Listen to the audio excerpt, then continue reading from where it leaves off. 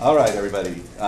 Welcome back, and please extend that same courtesy you did for the first 2 hours, and we'll see if we can get through this yet this evening. So we're still taking testimony in opposition, so who would like to come next?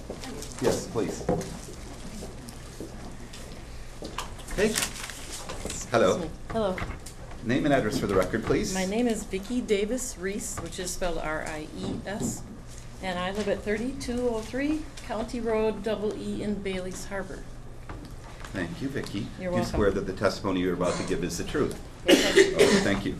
So not to keep repeating what everyone has been saying, but to just say I agree with Gay and Barb and Jim. I feel very strongly about Article number 9, the safety issue. I'm on that road twice a day, every day. On the weekends, I'm on that road constantly back and forth from our family cottage on Clark Lake. I have also witnessed lots of speeders and people passing where they shouldn't be. I realize how long it might take for the Department of Transportation to help us with moving that 55 sign, even that much. They say we don't need it. Well, of course not yet, but at some point, it's a very dangerous piece of the road. That 2-foot wide shoulder that's been mentioned, the fact that there's no sidewalks for those folks with the strollers there, and it's been said, making that turn onto Bagnell Road, blocking traffic. I measured, one thing that wasn't said, I measured from Dan's driveway to the top of that hill to this corner at Bagnell Road, and it's less than 2/10 of a mile. From Dan Megnier's. Yes, correct. And so I don't have anything new here other than I feel very strongly that is not a safe location. I also agree that the engineering for the project looks absolutely brilliant, but it's absolutely the wrong place. Okay. And what is the significance of the space between Dan's property and? The speed zone, the fact that you're heading up that hill supposed to be doing 30 miles an hour, as has been mentioned, and that they don't adhere to it. And by the time they hit that 55 sign, they've been already doing 55 long before I watched them. Did you measure the line of sight from when you come over, when you get into the either side of Bagnell, how far out you can see? No, I'm sorry, I did not measure that. Okay, just wondered. Okay. Okay, All right, thank you. you're welcome. Thank you. Okay, next. Hello. Name and address for the record, please. Lorene Lautenbach. I live at 4148 Hillside Road. I'm the one that lives a half a mile from Frontier Wilderness Campground. And you swear the testimony you're about to give is the truth? Yes, I do. Okay, thank you. Nice to see you. As I said, I live a half a mile east of Frontier Wilderness Campground, and I live on top of a hill. Not to repeat everything that Chris Wendler had said, but she did touch on noise, smoke, fireworks. There is noise, you know, and they say 10:30 at night it's supposed to be done. 1, 2 o'clock in the morning, you can hear conversations. There are fireworks going off at all times of, you know, the evenings. Smoke is a big issue. I've come home many nights, 10, 11, 12 o'clock at night, and have had to walk around the farm trying to determine where the fire is coming from, thinking that maybe the barn is on fire because there's so much smoke. And I'm uphill. So you can imagine Jacksonport being downhill from this campground. I've approached the people at Frontier Wilderness, and the response that I got was, we cannot control all the people all the time. They said, you know, if there's noise in the back of the campground, by the time they get there, it's done. They can't pinpoint where it is. When we addressed the issue of smoke, they said you can't control what people are burning. You know, if the wood is wet, it's going to smoke. In the evenings, it gets damp. The smoke is going to hold lower to the ground. It's not going to dissipate up into the air. It's going to stick close to the ground. You got a wind coming out of the southwest. That's going to bring it down into Jacksonport. I don't know if anyone here remembers back when The town dump was right in the heart of Jacksonport. One day a week, Saturday morning, Orrin Simon was there to burn the dump. Wednesday, that cloud of smoke was still over the town. And you could smell that smoke miles out of town. You didn't need to be in Jacksonport. You knew Orrin was burning.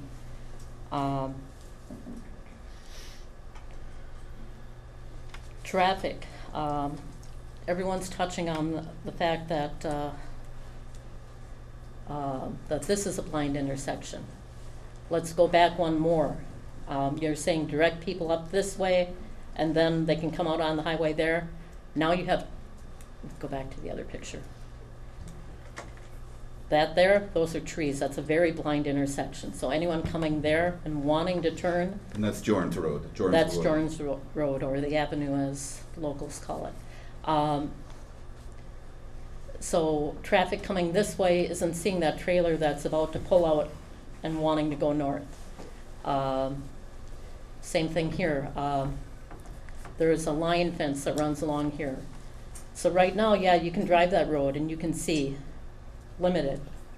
This doesn't give you a really good view of where all the trees are. There's a tree line here. You're about right here before you can see what's coming there. If people are pulling out right there, you're not seeing that person pulling out of the campground there until you're right there. This whole section from Valmy all the way to Jacksonport is not a flat level road like Highway 57. This is all dips and curves and hills. Maybe if you're sitting high in a truck, you might be able to see far enough ahead there. But if you're sitting low in a car, you're not going to see what's happening here in front of you. You're going to come over, there's, it would be right about right there. There's a little bit of a knoll. You come over that. If you're there and something is stopped here and there's two cars ahead of you stopped for that turning vehicle, there's going to be an accident. Just a comment on the trees in front of the Charter Building on Bagnell Road and Highway 57. I think this board is responsible for the trees on that, for screening. My recollection was that we insisted that there be trees planted to screen that building. That's how old I am. For this development, that is what's going to create potential for an accident. So you have two intersections there that are going to be, not just one, but two intersections that are going to become very dangerous. Comparing it to other campgrounds, it's really not a fair comparison because none of these other campgrounds are anywhere near a village. They're all quite a ways outside, especially in Egg Harbor. There's none that are right there, even within a mile. Bailey's Harbor, you have Bailey's Grove and you have Beantown. Bailey's Grove is pretty quiet. I worked a number of years in Bailey's Harbor. That was known more as the retirement village. The people that were there were usually older clientele. Go up the road a little bit, you have Beantown, that's party town. You go there on a weekend evening and it's not quiet. Let's have some fun. The same thing with Frontier Wilderness. It's never quiet. I can't have my windows open at night in the summertime because of the smoke and because of the noise. I can't sit outside at night and enjoy a nice quiet night because of the noise. The retention ponds that they were talking about, the engineer was talking about the other night, he said, that's designed that when someone commented, of kids falling in and drowning or wanting to play in there, it's like, no, it'll drain into the ditch. I live here. I've seen the ditches along that road many times. Spring, summer, fall, when we get a heavy rain, that those ditches are full to overflowing to the water running across the roads, where they're actually having to put up the pylons and whatnot so that people know that there's standing water on the roads. Now you're going to add more to that. So okay, now you're adding more water to that, and this is contaminated water. Where is that going to go? From what's running off and into these, you don't know what, there's a multitude of contaminants in there. You don't know what they are. It's not being treated. It's flowing into the ditch. It's flowing down into, you know, someone else's property. You know, Why is it contaminated water? it could be black water, it could be, you know, from, whatever got spilt in the parking lot, what they might be using to keep the dust down, what they might be using to control mosquito population. You know, with these retention ponds, you're gonna have mosquito problems. Any of a number of things. You don't know what people are spilling or dumping or whatnot, that water can very well be contaminated. You don't know what pesticides may have been used on that field. You know, it's a number of reasons why that water is contaminated. It's not been run through a water treatment facility. It's contaminated. It's going to contaminate the poor guy down the road. Eventually, that's going to go into the groundwater or out into the lake. And are we going to have to close Jacksonport Beach now because it's contaminated because of contaminants, you know, from this runoff? When it was a farm field, was the water clean then? Runoff? No. But there's a difference between rainwater in a farm field and, you know, whatever is being spilt, you know, in the soil here.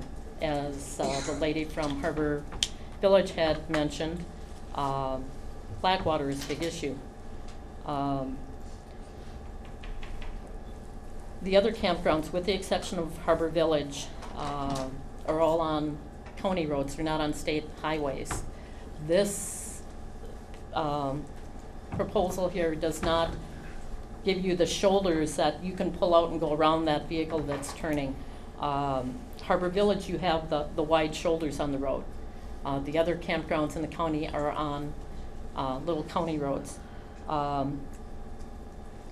Frontier Wilderness, you know, and you can turn a car or turn a corner pretty fast in a car, but with a big RV pulling a vehicle behind it, it's going to take that a little bit of time to turn that intersection. So living just up the road from Frontier Wilderness, I see this all the time where traffic is backed up Friday afternoon between 1 and maybe 8 o'clock in the evening. There'll be vehicles backed up on that road waiting to get in because it's not an easy task to just pull in. That's an interesting point I never thought about until you just, do you anticipate that could and be Sunday mornings will be the same thing when they're leaving. And So- that's why the DOT needs to get involved. Yeah. Yes. What was I gonna say?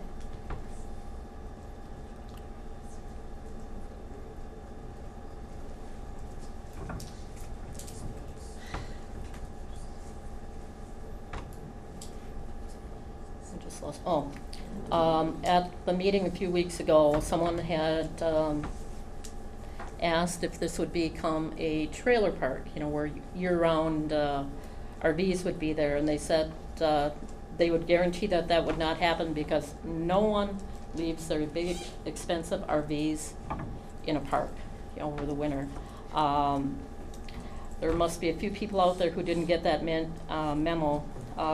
If you check out Harbor Village, Frontier Wilderness, KOA Campground, Fish Creek Campground, there are RVs there that are year-round. Frontier Wilderness, there's at least 24 that I know that have been there at least 15 years and have never moved. I appreciate that comment. That's a concern that I have in my notes. If this is to move forward, that's one point that will definitely be addressed. You know, they're just there. They don't ever leave. You know, and it's going to be years before these trees are grown enough that it's going to, you know, even hide these. You know, so there is concern. I think that's pretty much all I wanted to touch on. Most of what I wanted to say has already been addressed. Okay. Lorraine, you said you're in proximity to Frontier Wilderness, Yes. and your concerns about the noise and the smoke. Do they have a 24/7 on-site attendant, you know? They have someone there 24/7. Yeah. Okay. You know, and I've addressed it at different times. I've gone down there in the evening, you know, when I realized it wasn't my place that's on fire, it's like, where's the smoke coming from? So then, I used to be on the fire department, so, you know, I concern myself with where there might be a fire. You know, so I go in search of. And, you know, it would end up being the campground. You drive down there and it would just be a fog because it would be so smoky. That's another thing, you know, Jacksonport is well known for being fogged in quite often.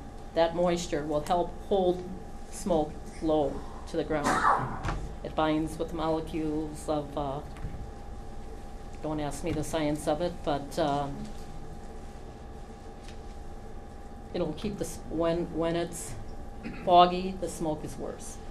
It's also 10 degrees cooler. Huh? It's also 10 degrees cooler. Yeah, I know. But, I really appreciate your safety concerns. I share the same concerns you have. And- you know, at night, neither of those intersections is there anywhere to pull off to go around. that And they're is- blind intersections and because that of the is trees. Number one on my list. Okay, thank you very much.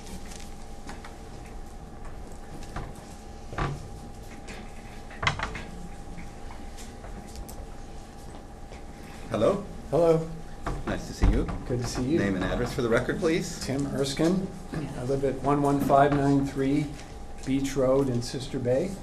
And I also own a 5-acre parcel of property at 6464 County A in Jacksonport. Okay, and Tim, do you swear the testimony you're about to give is the truth? I do. Thank you. So this parcel of property, it was inherited to me.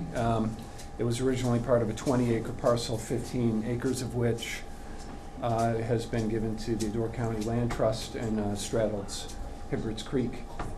So my ancestors go back a long time in Jacksonport. I came here because I wanted to support my neighbors here who object to the development and feel it will be injurious to them, because if I were in a like situation, if something was going to be constructed next to my property that was going to diminish my enjoyment of being on the property, I would want my neighbors to come and testify on my behalf also. I feel that it will negatively impact the character of Jacksonport to have this RV park there. I've been coming up there since I was a child, and I think it's certain, based on the photos we've seen and just the descriptions of it, that it's not going to add to the charm of the area, if I put it that way. In addition, all these structural reasons and concerns, the safety and the groundwater seepage and those kinds of concerns. I'll keep this kind of short. The other point I'd like to make is that in these kinds of things, I've seen this before, it's easy for the opposing side to make a value judgment on the opposition's opinion about things. And I would just encourage people not to make a value judgment if someone disagrees with you. If someone says that the RV park is going to be injurious to them and they're a neighbor, they're entitled to that, and it's going to be injurious to them, just like somebody is in favor of it, and then it's okay that they can have that opinion also. And then also, finally, I think that you're asking much more from the parties who have to make a concession and have the town irrevocably altered, in my opinion, to the negative, but it's going to be altered one way or the other. You're asking them to accept that. That's a much higher standard that you're demanding of them than of the parties in favor, where you're asking them to let it remain the way it has been for all time. And so that's how I would wrap that up. Okay, very well said. Any questions for Tim? Okay. I do have one more statement regarding the January 18th Yes. meeting. I was there. Yes. And my opinion is that it felt like really just a formality, that everyone's mind was kind of made up there. So it was a bit of a frustration to be there, but I did stand up and speak at that meeting also. All right, I appreciate that. And I had no knowledge up until sometime in the late December time frame that all this was happening, so. Okay, thank you, Tim. Thank you. Thank you. Anyone next? Hello?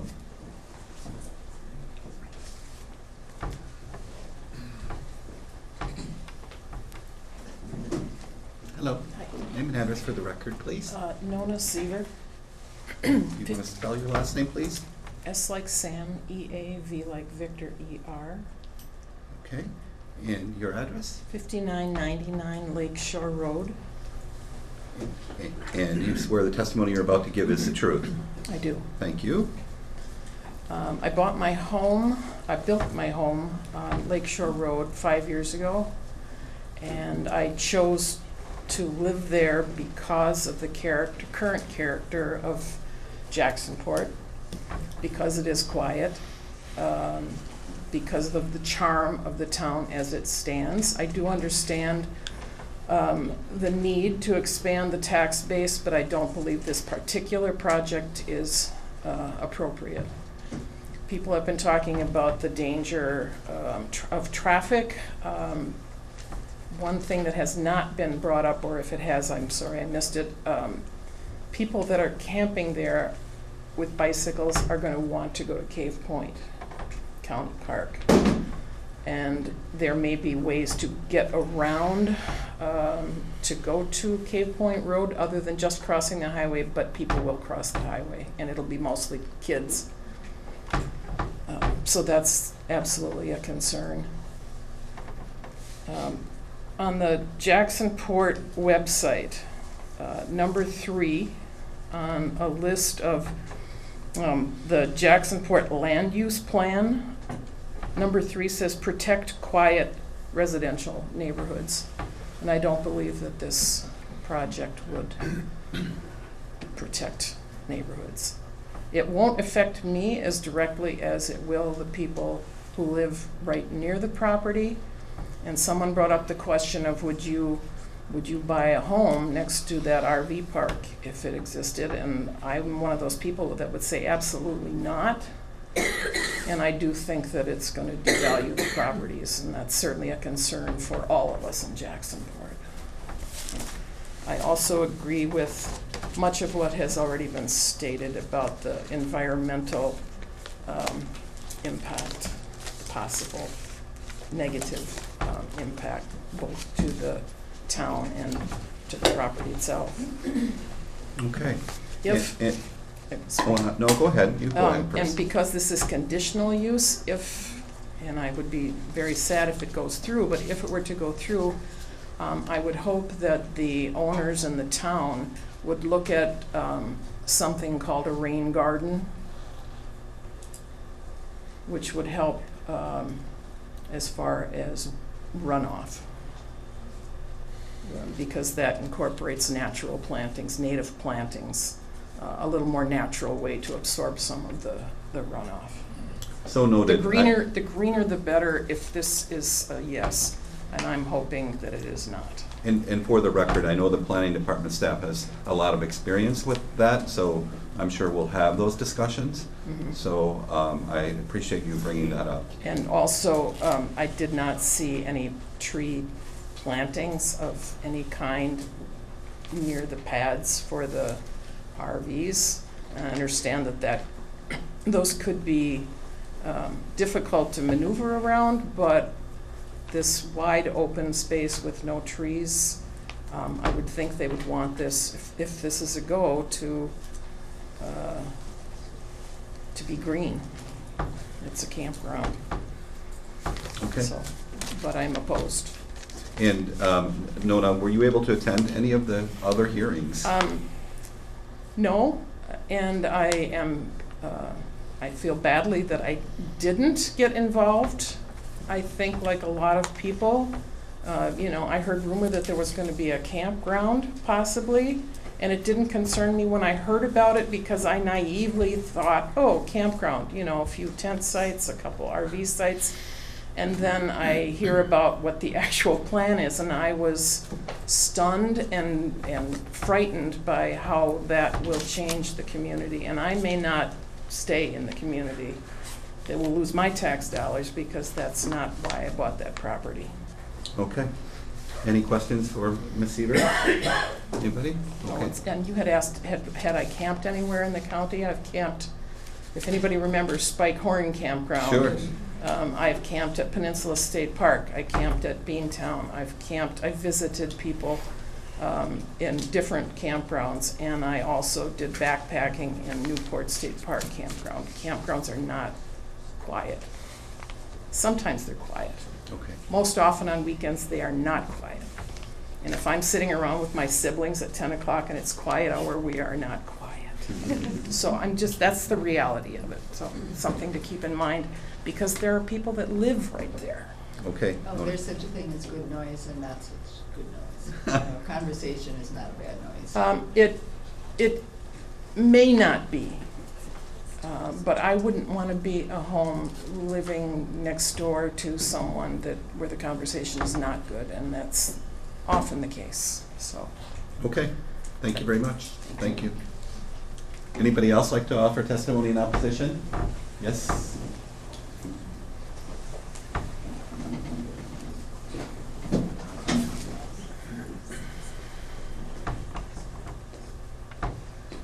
Hello? Hello, how you doing? Good, thank you. Name and address for the record, please. All right. My name is Ed Schmidt, and I live at 6153 State Highway 57. And Okay. my property is basically right next to Dan Manet's. Okay. It's right here. Mr. Schmidt, do you Yep. swear that the testimony you're about to give is the truth? I guess so. Okay, thank you very much. Fair enough. Fair enough. All right. My parents bought this land back in 1944. So we've been a residents of that area for a few years. As a matter of fact, I graduated from Dan Benet's, what used to be the Jacksonport Schoolhouse in '53. Nice. So it's shortly thereafter, they closed it down and we went over to Sevastopol, which I graduated in 4 years later. Now, a lot of the stuff that was said already is, I agree with, because basically there's noise, there's gonna be some smoke, there's gonna be odors, there's gonna be a lot of stuff, because the wind, as was stated before, comes from the southwest. And where my house is, it's gonna go flowing over that way towards the center of town. Now, a while back, my younger brother and myself did a lot of camping, and we went to many, many places from Florida all the way up to Alaska. We went around many of the national parks and monuments, and all those places, or most of the campgrounds that we were in, were shaded and were in secluded areas, basically away from residential areas or towns and things like most campgrounds are. This campground is out in the middle of the fields and basically is in an open area, no shade. Now, if you have a car and put it out in the sunlight, you know how long it takes before that car heats up. And then the interior of that car could get whatever it gets to, but it's very unlivable. So what's gonna happen is basically all these campers are gonna be out there in the sun, and I assume that the time will be somewhere from 10 to 14 hours of sunlight that they will be receiving. And when the campers come back from wherever they've been camping or wherever they've been visiting prior, they're gonna turn on those air conditioners. Now, if you have 100 and some odd campers with air conditioners running, that I think is gonna be one heck of a volume of sound.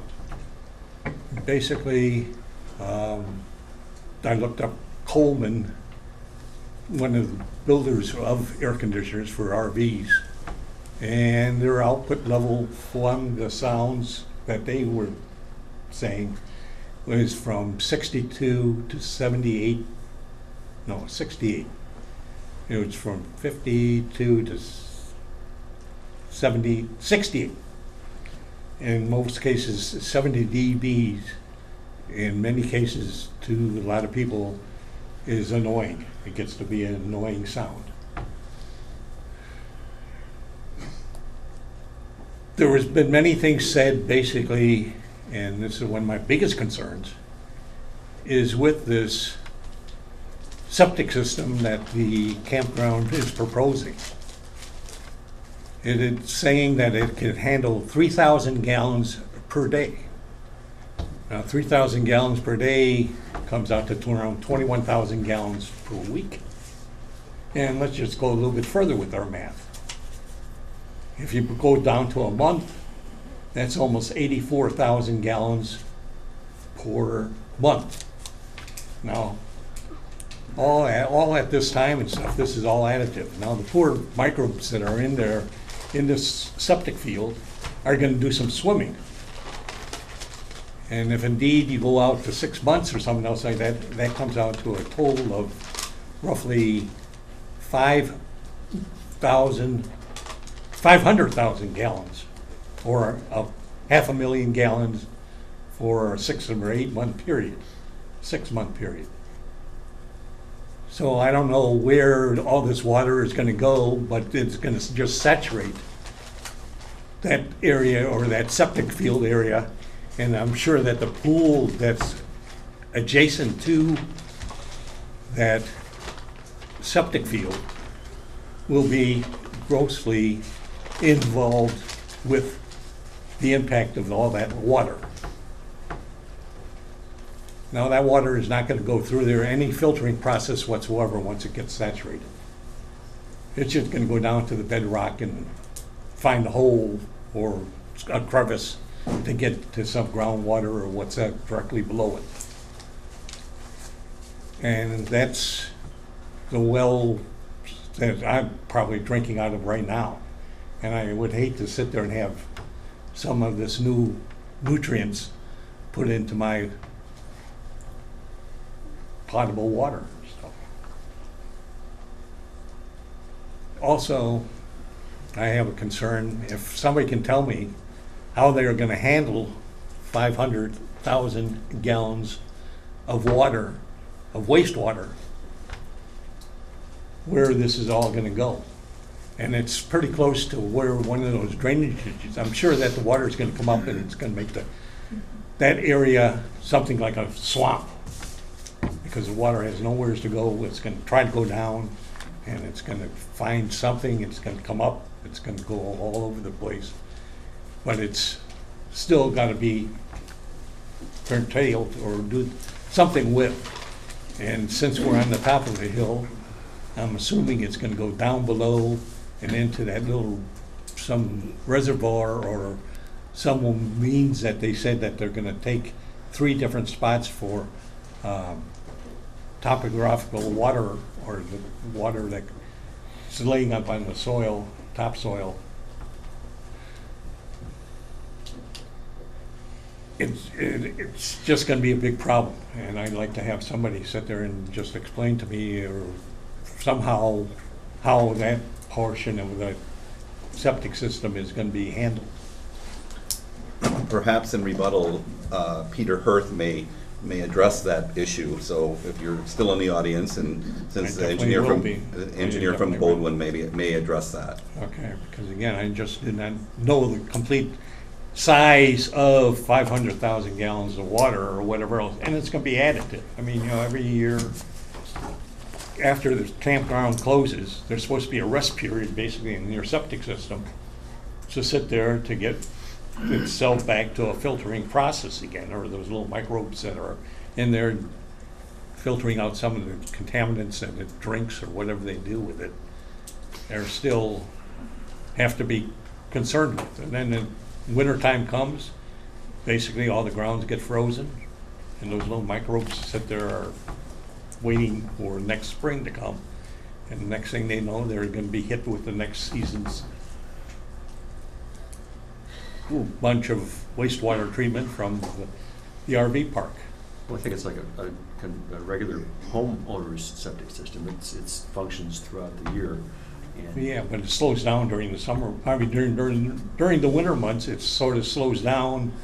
It can't handle all that amount of water or whatever else like that. I mean, if it's so much saturated, I don't believe that, it will handle yeah, I guess more. Peter's probably better at explaining it than I am, but I know I've got a conventional septic system, and I've never had any trouble in the winter, or, you know, never noticed any change in the. Yeah, in the but function sir, of do it. you have 500,000 gallons going in your system, or do you have a? I have a system that's designed for my house. Yes, right. So, and this, But I'm sure that you're, this system is designed for this all right. load, so that's. Ed, on that vein, I mean, looking at, I mean, there's other campgrounds that have been around a lot longer that, based on the number of sites, would have a much larger volume than this one. Are you aware of them having any issues with water?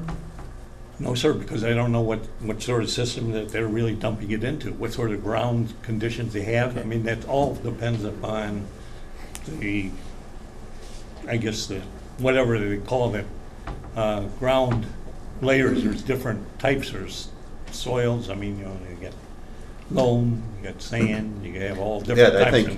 I think both Bob and Sure. Fred are on to the right point. I think during rebuttal, we'll hear from perhaps Mr. Hirth, who is the Bodwin engineer expert on this, at least from their vantage point. And then you'll have a chance again in rebuttal to come back after you've heard from him as well. All right, sounds good. Okay? Okay. So, now I have another little point or concern and stuff like that. There's gonna be some blasting going on in this area. Do some redesigning or whatever it is, you know, some landscaping or whatever it's gonna be.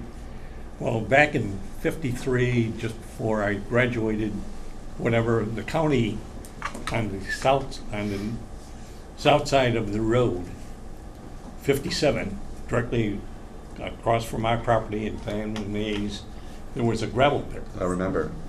And that was mined for limestone for the sides of the roads.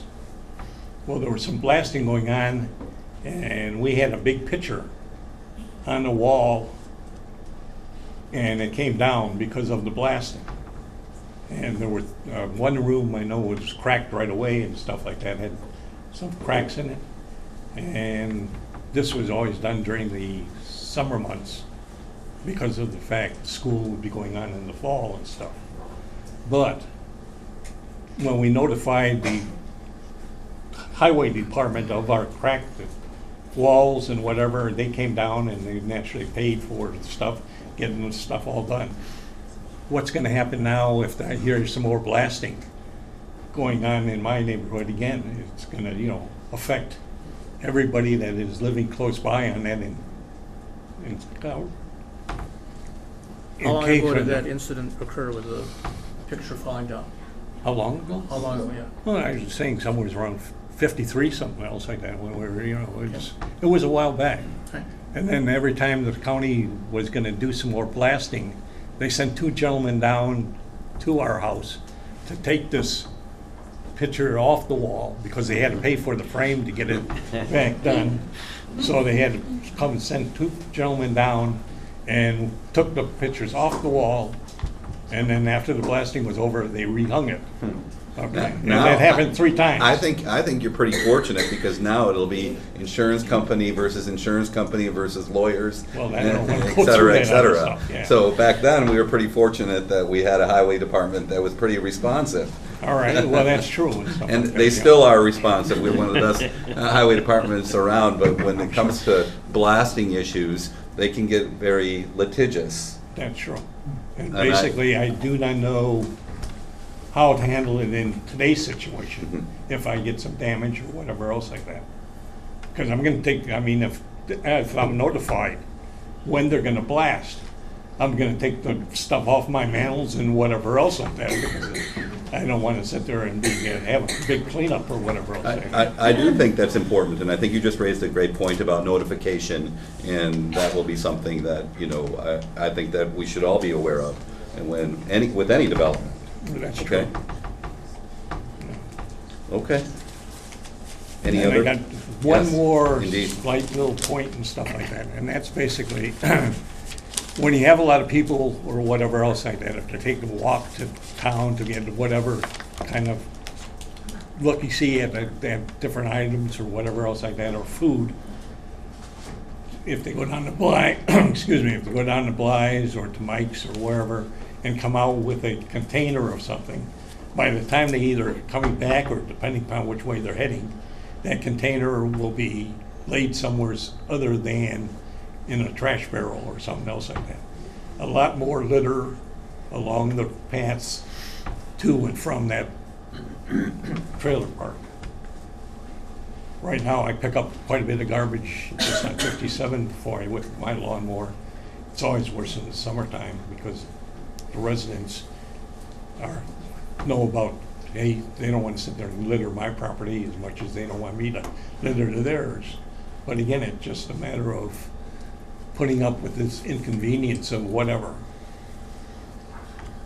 And again, it's just a poor spot for campgrounds to be because there's no trees, nothing to shade those campers. And, it's just a lot of wind that blows across there. Now, there's no trees to block that wind except for a couple trailers. And if they're out there having a picnic or whatever they're doing and they're eating, and a napkin goes flying around or whatever else from here, I don't think that too many people will actually go out there and pick up that napkin or whatever else, and it's just going to accumulate and whatever else like that. It's just another hazard. Not a hazard, but it's just a nuisance, because now you're having additional waste, solid waste. I appreciate it very much, Mr. Schmidt, and I know you've lived there a long time, so you give us a great perspective on what it is to live on that curve. Yeah. So I understand. It was livable in the past. So, hopefully, I hate to be bearing of bad news or whatever else like that, but it's going to affect me and all my neighbors or whatever else like that. But I'm really concerned about, the groundwater, the wastewater, how it's going to be treated when you talk about big volumes like they're saying and stuff like that. Okay. Thank you very much. Thank you. Thank you. Thank you. Okay. Anybody else like to offer testimony? Yes.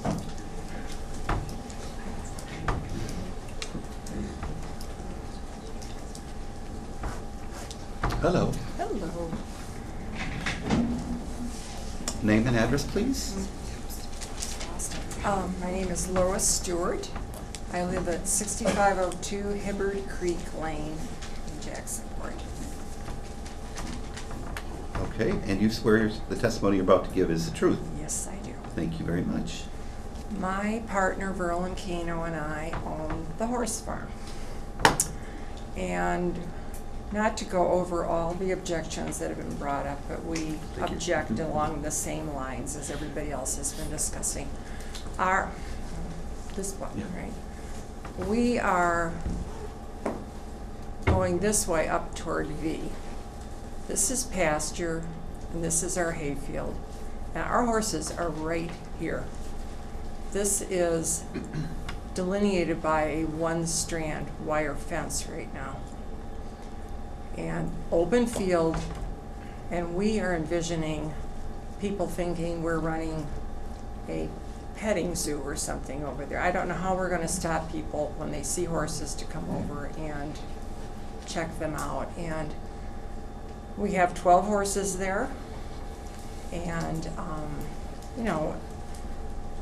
there's electric fencing there, and we certainly wouldn't want a child to be injured by putting their hand on an electric fence and getting shocked because they're just not aware of such a fence, because maybe they come from an urban area, we've never seen one. We're also concerned with the campfire smoke and the fact that possibly sparks could end up in our hayfield. And we also have this driveway that goes right along here up to V, and I hope people, because they have a clear shot of seeing all of this, don't think that that's a road to town. Verlin's had this property for 30 years now, and we've always been surrounded by nothing but rural landscapes, and this will be a tremendous change because suddenly we're going to have 300 to 400 people right over our property line. I'm not against development in Jacksonport. I love Jacksonport. It's a wonderful little town, but I don't know if this is the right direction that they're going. And Also, one other question. I think one of these meetings, which Verlin has gone to all, the RPC, the zoning, and the town meeting, and spoken. And somebody has put a fencing requirement along this part of the property on the campground. If this is able to go through and they are operating, is it possible to put a condition that a fence be put between us and them? So noted. Yeah.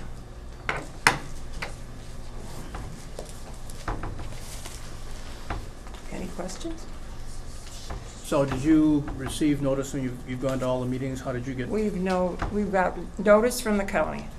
We did not know about the planning commission in Jacksonport, which meets on a Monday morning at 8 o'clock, which is rather a difficult time for a lot of people to even get to. And but we've attended all the county Great. hearings on this, yeah. And Lois, you actually live at 6202 Hibbert Creek Lane, isn't it? Yes. Mhm. And how long have you resided there?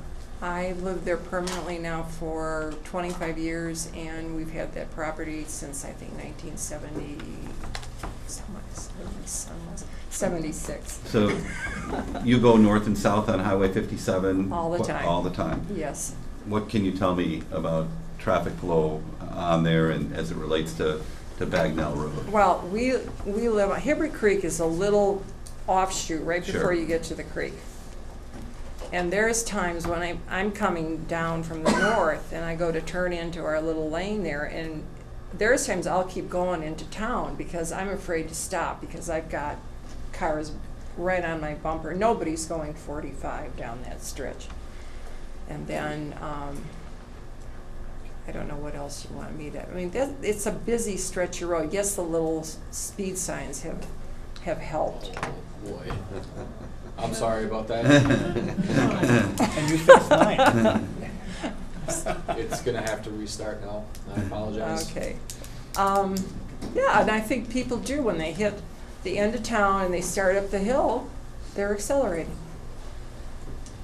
And then all of a sudden, as you get up there, you realize there's a big rig parked there waiting to make a turn. And I do think it's a very dangerous intersection. And you are right. I mean, I will confess, I'm one of those individuals that really has appreciated the Jacksonport putting in those flashing signs. Mhm. There have been some flashing signs that have appeared in other communities in Northern Door because I think Jacksonport took the lead. It certainly has slowed me down somewhat when I'm heading south and when I'm coming north into Jacksonport because I'm aware of it. A lot of people for their first times aren't aware of that, but certainly it is very noticeable. So I commend and applaud the township because Yes, it was that the was a township good that thing. put those in. Yeah.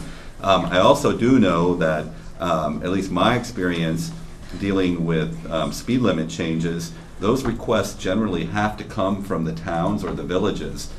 I know that in the past, when I've complained in other areas, it's always better that when the township makes that request to the DOT. So at the very least, I know that this board is very concerned about the DOT and their involvement on all projects. So I'm sure that we'll be having these discussions as it relates to speed in that corridor and perhaps asking the DOT for more input. I think it needs to be done. Okay? Any All right. other questions? Okay. Thank you. Okay, thank you. Thank you very much. Okay, anybody else? Counselor? You me? Oh, that's finally. All Mind right. if I stand just for a second? You're too young to be Wait that till you get stiff. old. Yeah. It's happening quicker than I ever thought it would. My name is Matt Fleming. I'm an attorney with Murphy Desmond in Madison, Wisconsin. I'm up here representing Gay and Kathy and a number of the other property owners who have signed on to this appeal. Just to give you a little bit of background about myself, I have been working in municipal law for close to 20 years now.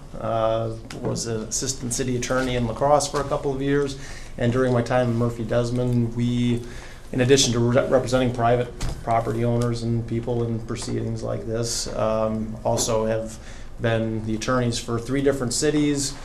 At any given time, about 6 or 7 different townships and I think 3 or 4 different villages. So I've sat in many of these meetings wearing all kinds of different hats, and I would like to say, not just to suck up to the committee here, but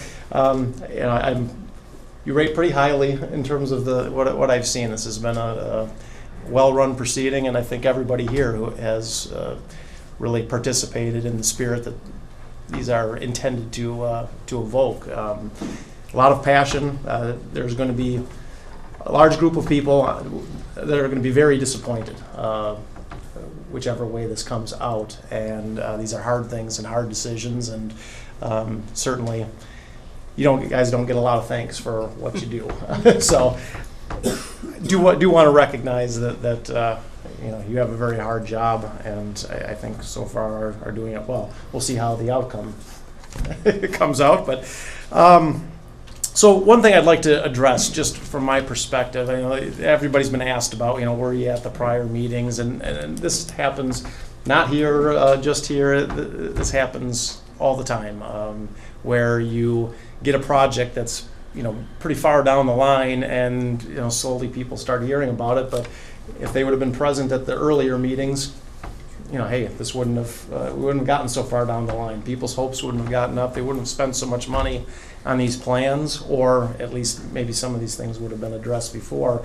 And there wouldn't be so much, I think, outrage from a lot of the people who think all of a sudden this was dropped on us. I say all that because I'm concerned that that line of questioning that this committee looks upon those owners who weren't involved early and maybe views them as, maybe you've just been a little too late. We've gotten too far down the line. I think it's tempting to think that way, but I think that's something that Kathy said, and what I've noted before is, especially here where we've had several people testify that, like I said, nothing has happened here for 50 years, on top of the fact that you have a large population of people who are seasonal residents. I don't think it's blameworthy to have people get comfortable with how things have not changed over time, and how you don't feel the need to check the agendas and postings every time, because typically what's there, it's paying the bills, it's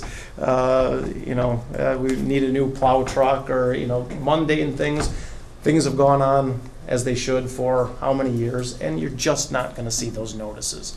I don't necessarily blame the town board or the town plan commission for not having done more to send out notice. Because, as I said, this kind of thing hasn't happened before. And it's easy to play Monday morning quarterback and say one side should have been there or one side should have done, had more notice. The fact is, we do have an unfortunate situation. But I don't think, for the decision you have to make, pinning blame on one side or the other for why we're here today and why some of these things weren't vetted earlier is terribly helpful or fair. I mean, I think it's a situation that's just frankly unfortunate, but also very understandable. I think this committee today has to look at, this board, what are the standards for a conditional use permit, and are they being met here? And what has happened in the past, how far this has gotten from the rezoning on, really I don't think is relevant to that analysis. Listening to the town board members and the plan commission folks yesterday, on Tuesday night, I certainly understand the desire for more tax base. There was talk about a vision for Jacksonport of not being just the sleepy, quiet place anymore, but actually to bring in some more business and have a little more vitality and more commercial activity, and that's certainly understandable. And I don't think anybody is really against that, but a vision is not enough. And that's really all I see in, I've reviewed the town's master plan or land use plan rather, and what I see there is, yes, it's a vision, yes, it has goals, but it is not a plan. It is a statement of aspirations. It's things they'd like to see, but it does not rise, in my mind, to the level of a plan. You've got a core area identified where they say, this is where development should occur. That's a nice box and it makes some sense. It's close into the existing development, but the 2007 version of the plan says, yeah, in this box, it's going to be a residential, commercial, but it doesn't say where the residential should go, how it should interact with commercial, what are the transportation networks that are going to be used to serve this, where are the utilities going to go, how are these different uses supposed to interact with each other. That's a plan. That is what needs to happen, and that's not what I see as having been done here. For this site, this individual site, that's a great plan for this individual site. A lot of work has gone into this, and while this isn't necessarily my idea of camping, lots of people love this style of camping, and I'm sure you're going to have a lot of people that will enjoy it. But in terms of how it's going to impact the rest of the community, I don't think that this fits well with any sense of what good planning should be. And that's where I like to get into a little bit of the conditions, because one thing that has not been talked about a lot is the third criteria, I believe it's the third criteria, is consistency with the Door County Comprehensive and Farmland Preservation Plan. That is a plan. That is a comprehensive plan. And I'm not saying that just as a descriptor, that is a legal term of art. A comprehensive plan is what is required to exercise the power of zoning and do what we're doing here today. Beginning as of January 1, 2010, the legislature stated that to do zoning, you need to have a comprehensive plan. The county has a comprehensive plan. Whenever you amend a zoning ordinance, that zoning ordinance has to be consistent with the comprehensive plan. Now, I understand that this was previously zoned estate, but frankly, I don't understand with the county's comprehensive plan, where that is designated as agricultural preservation, how this got rezoned to multi-use, mixed use. Sorry, I couldn't find the word. Mixed use. Mixed commercial. Mixed commercial land use. At any rate, it's not farmland preservation.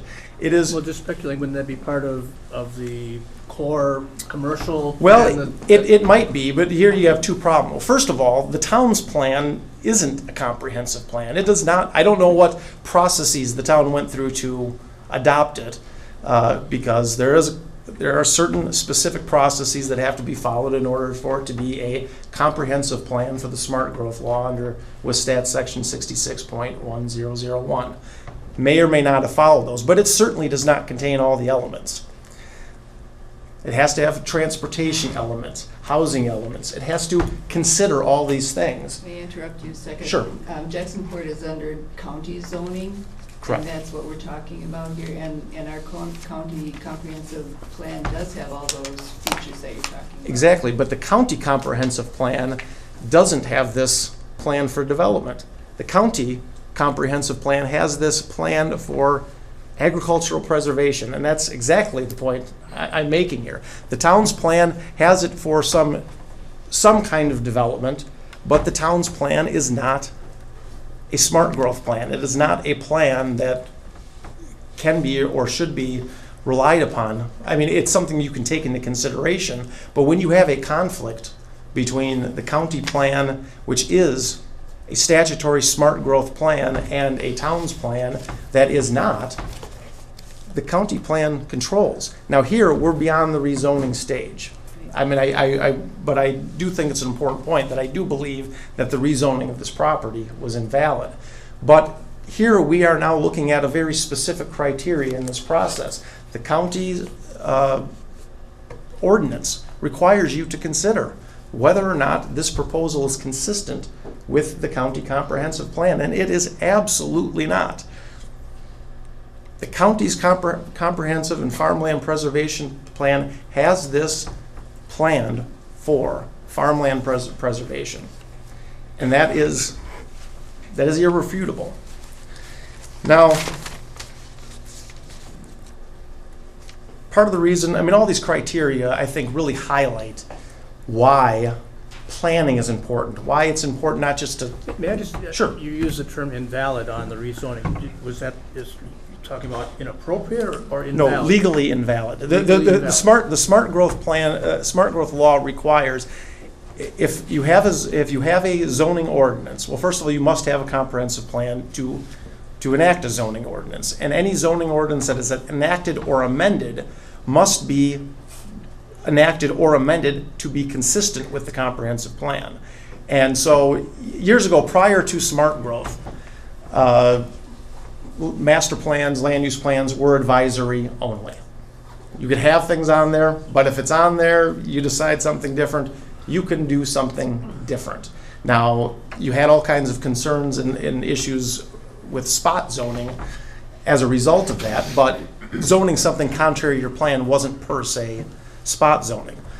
In 2000, that all changed when the legislature adopted smart growth and said, okay, we're going to give you 10 years, folks, to get your plans in order so that, you know, that law was adopted in 1999, really became effective in 2010 or 2000, and as of January 1, 2010, some people got extensions, but for all practical purposes, January 1, 2010, your ordinances have to be consistent with the comprehensive plan. So this is an illegal rezoning?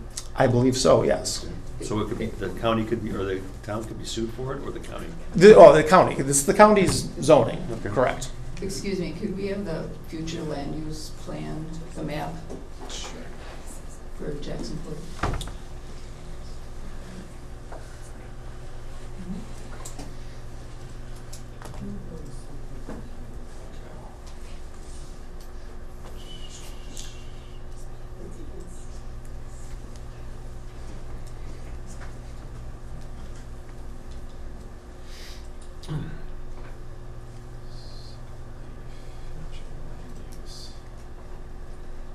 One thing I guess I would like to point out is that the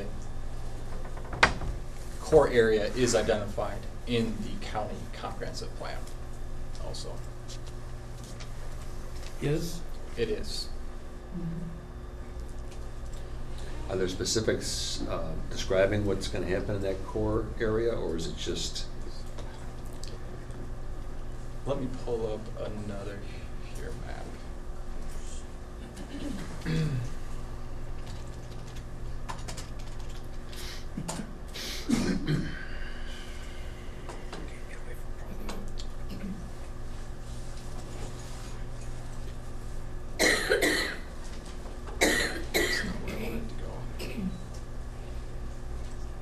I'm going to the official map that is actually in the plan as we're doing it.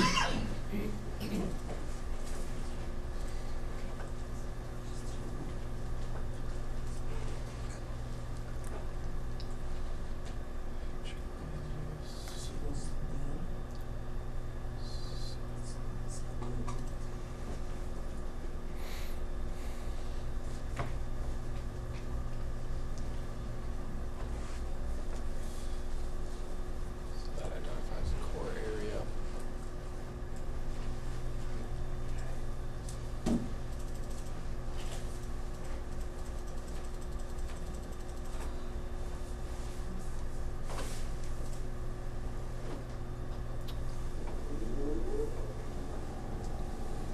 So we are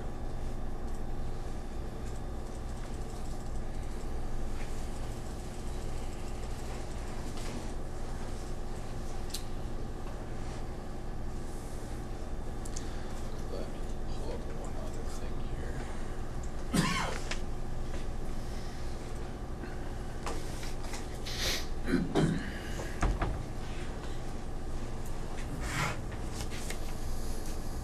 So here you can see the property is right here where my cursor is. Identified in red.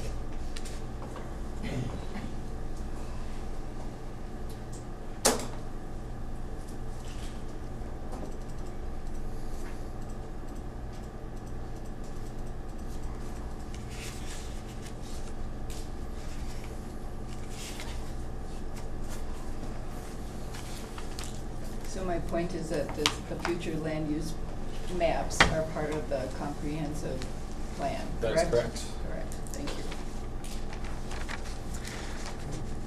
So, on all these, I do see, yeah, you do have the core area outline, but nonetheless, it's still designated as agricultural preservation. Where's that designation? You'd have to look So at the it's legend, but it's, you can see the property is right here, and Right. all of this color is, I don't, I may not So here's not be the term, but teal color, we'll call it. it's, The legend down here, which is rural agriculture. Rural agriculture. I think it's the farmland preservation map that maybe references agricultural preservation.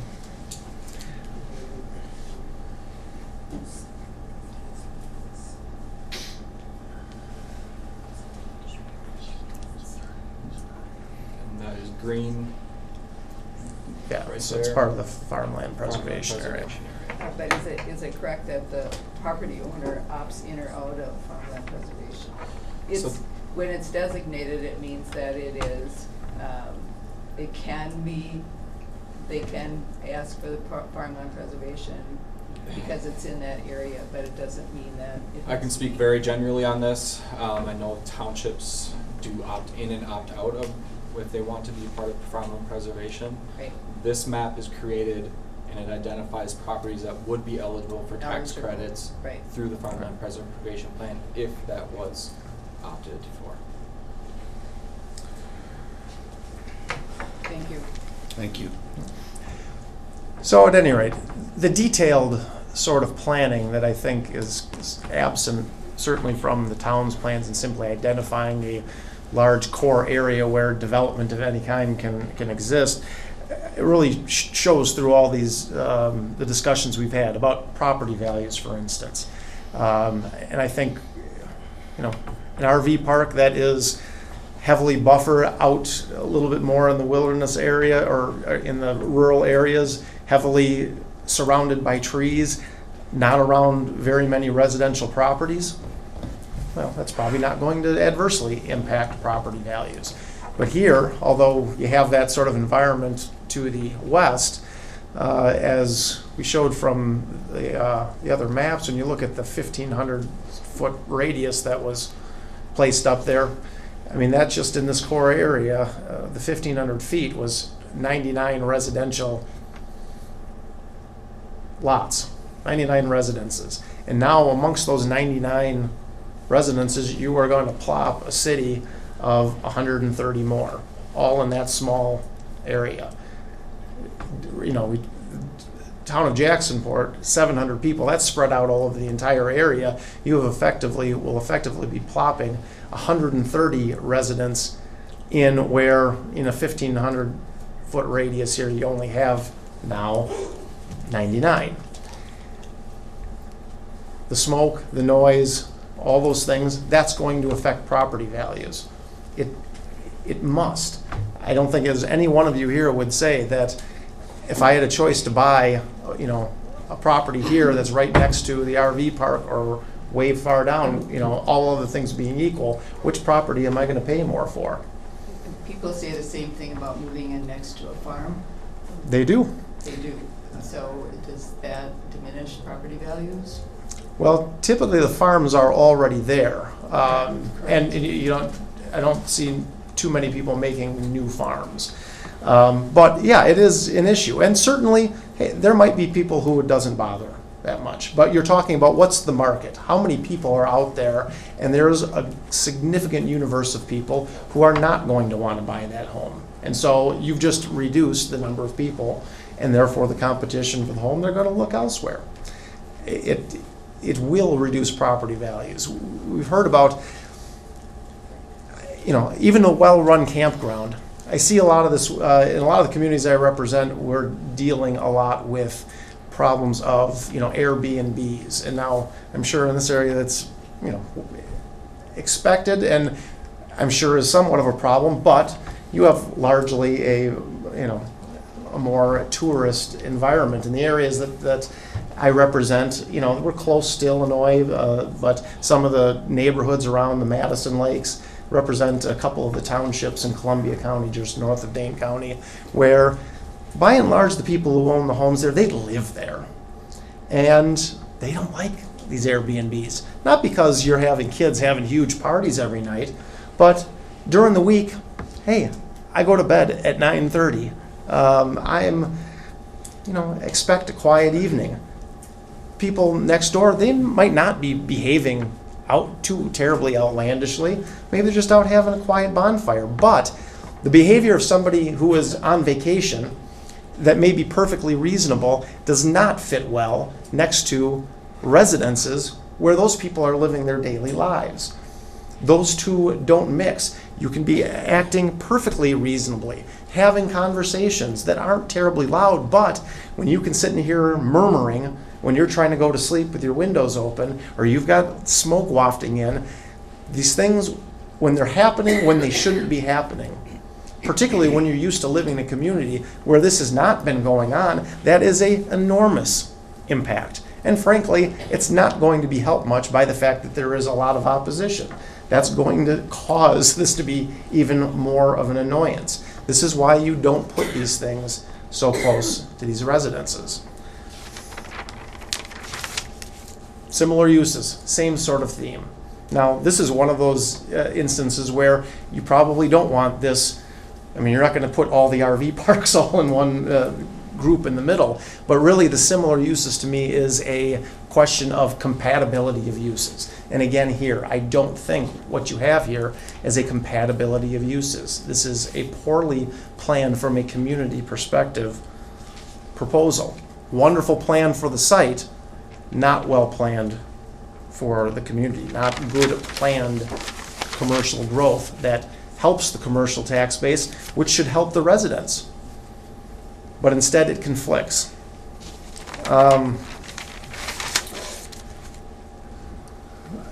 The sanitary waste stuff, I think, everybody's talked about that. I do think it's important to note that, the septic field, I'm sure, is well designed, but we have experience here in Door County where even those septic systems that are well designed, that meet all codes, because of the geology you have here, there are enhanced risks. We've talked about the log den. I think other people have mentioned. I'm sure you all know the history of it much better than I do. But we'd just like to put into the record there was a study, a case study done by Mark Borchardt that just talks more in detail about why this situation occurred, the special geology that allowed these septic systems that were perfectly installed according to code, how that can still contaminate water. And here we have a very high concentration of units and a lot of waste going in, and it doesn't take much. It takes one small problem to potentially cause a big problem to a lot of people along here who are relying on that well water. I think you're misrepresenting the Logden situation, though. That was a construction error in the system as opposed to any fault in the system itself. In the instance, but I believe that it was still constructed according to code. And what this study does talk about is how still things according to code, because things can get into the groundwater so much more easily here, depending on where there are fissures and stuff in the rock and so forth. This will explain it much better than I can. I'll just leave that in the record. My only point is this could go on forever and not be a huge problem, but there are enhanced risks, and so you might want to think about conditions, about perhaps having some additional insurance to deal with problems with other people's wells if that kind of thing happens. Well testing, just because one small thing can cause very large problems. The noise, odor, and dust has gone over ad infinitum. I won't get into that again. Matt, I'll go back to my question Sure. before. In your research, again, the log den situation, but have you looked at other campgrounds that have been here for a while? Have they had a problem with? Not that I'm aware, but I understand some of them may be on municipal sewer as well. But no, And I have don't you looked know. at the credentials of Bodwin as far as their expertise in this? I think I have no doubt about their expertise. And again, this is just one of those situations where, I mean, you have a lot of people in the very near vicinity who are on a well. And is the risk factor, the probability of something happening is probably extremely low. But in any sort of risk analysis, you don't just look at the probability, you also look at what is the potential impact if it happens. And that's all I'm suggesting here is that, yes, the probability is still very low. I'm sure this is engineered as well as it can be engineered, but because of the reliance on so many people, their wells in close vicinity to this, and also just because of the special, more sensitive geologic nature of what you have here, I'm only suggesting that may be a cause to have some other conditions involved to make sure that if the worst does happen, that there is some recourse for all these people. The traffic flow issues, again, I do think that probably the most serious accident problems, at least that I think you're going to see, is what's going to happen when you do get congestion happening at this intersection. Because, people talk about, there's nothing happening there now. Well, nobody, 3, 4, 5 people, nobody goes this way except those few people who live here. Now all of a sudden, you're having an entire new little village that's going right there. Traffic is going to increase here exponentially. You cannot use the past of this intersection as prologue for what this development is going to bring there.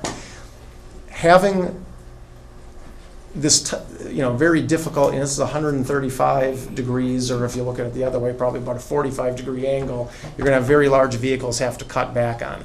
My concern with accidents, at least from my perspective, I think is the more problematic is if you have backups, people waiting a long time to make the turn because they know it's a tough turn to make, so they're going to be less inclined to try to get in there quickly. You have backups, you have people get impatient, running around the shoulders, people getting amped up because of that. You have more speeding. I think it's just going to be a very frustrating intersection there. The town has the land there. I would really strongly advise that this doesn't happen until something is figured out on how to make that intersection easier for turning maneuvers to be made, because that's going to raise frustration levels and people doing dumb things, trying to get around when that all backs up with people trying to get in and out of that area. The real major concern, I think, though, is the pedestrian and bike. We've talked about the value of this development to the community as bringing people here to patronize these businesses here. And you put, 130 campers here, 130 tourists, you are inviting them just by virtue of the fact that it is this close to town. It's your stated purpose, and you can see that it is naturally inviting for these people. They're going to want to go into town. And yeah, some of them have cars, but it's close. You will have people that want to bike there, that want to walk there. And that is not a safe place to be biking and walking. This is almost a classic case of an attractive nuisance. You are inviting people to walk along this highway to get into town, or to bike along this highway and into town, and it is not safe for them to be there. This is, it is 55 miles an hour until I think the signs occur somewhere in here. Since I've been here over the last few days, I've driven it several times. And I know part of the services we provide some of our municipal clients, I've done a little bit of traffic prosecution for many, many years. And I know these areas, people don't look at the signs. People drive when it feels like, they drive the speed it feels like they should be going. And as soon as you come up around that bend, it feels like you should be going 55 or faster.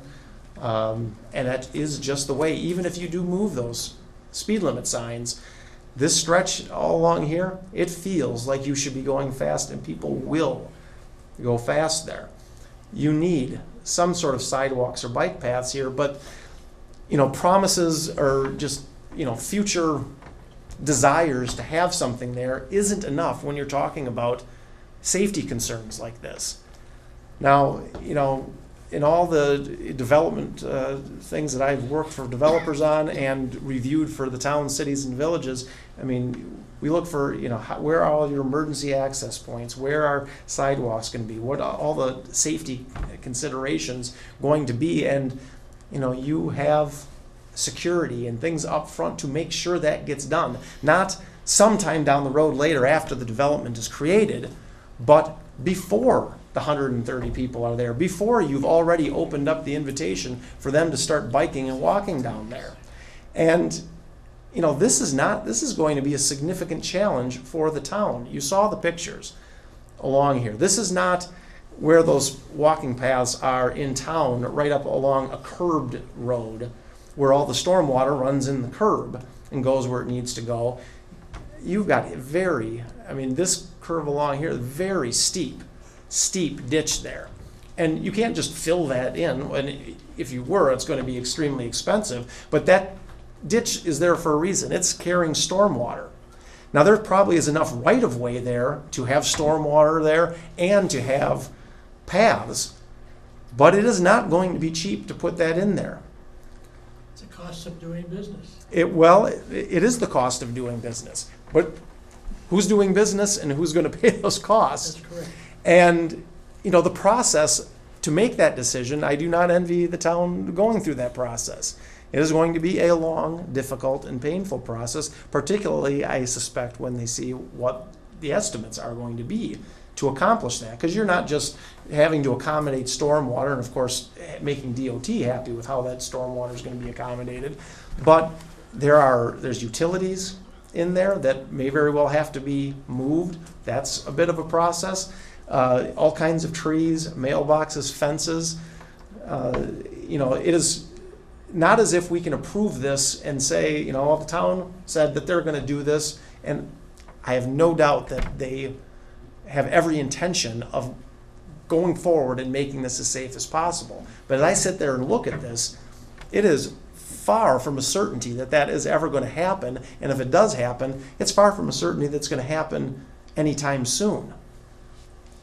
You cannot open the door for people to start using this before it's safe. Safety first.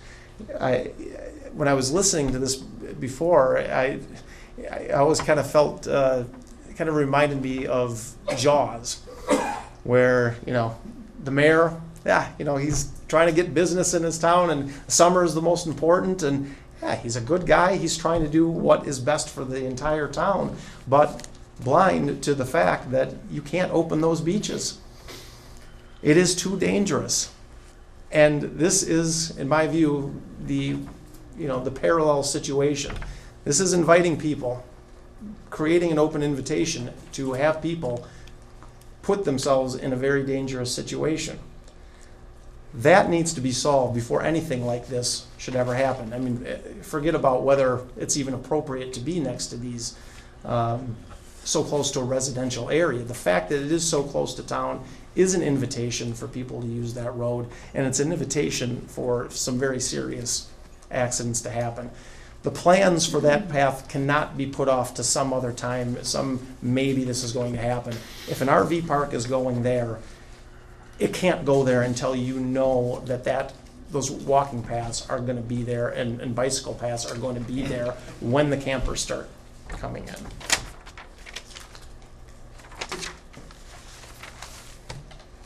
We talked a little bit about emergency services, but I have not heard a lot or much of anything about law enforcement.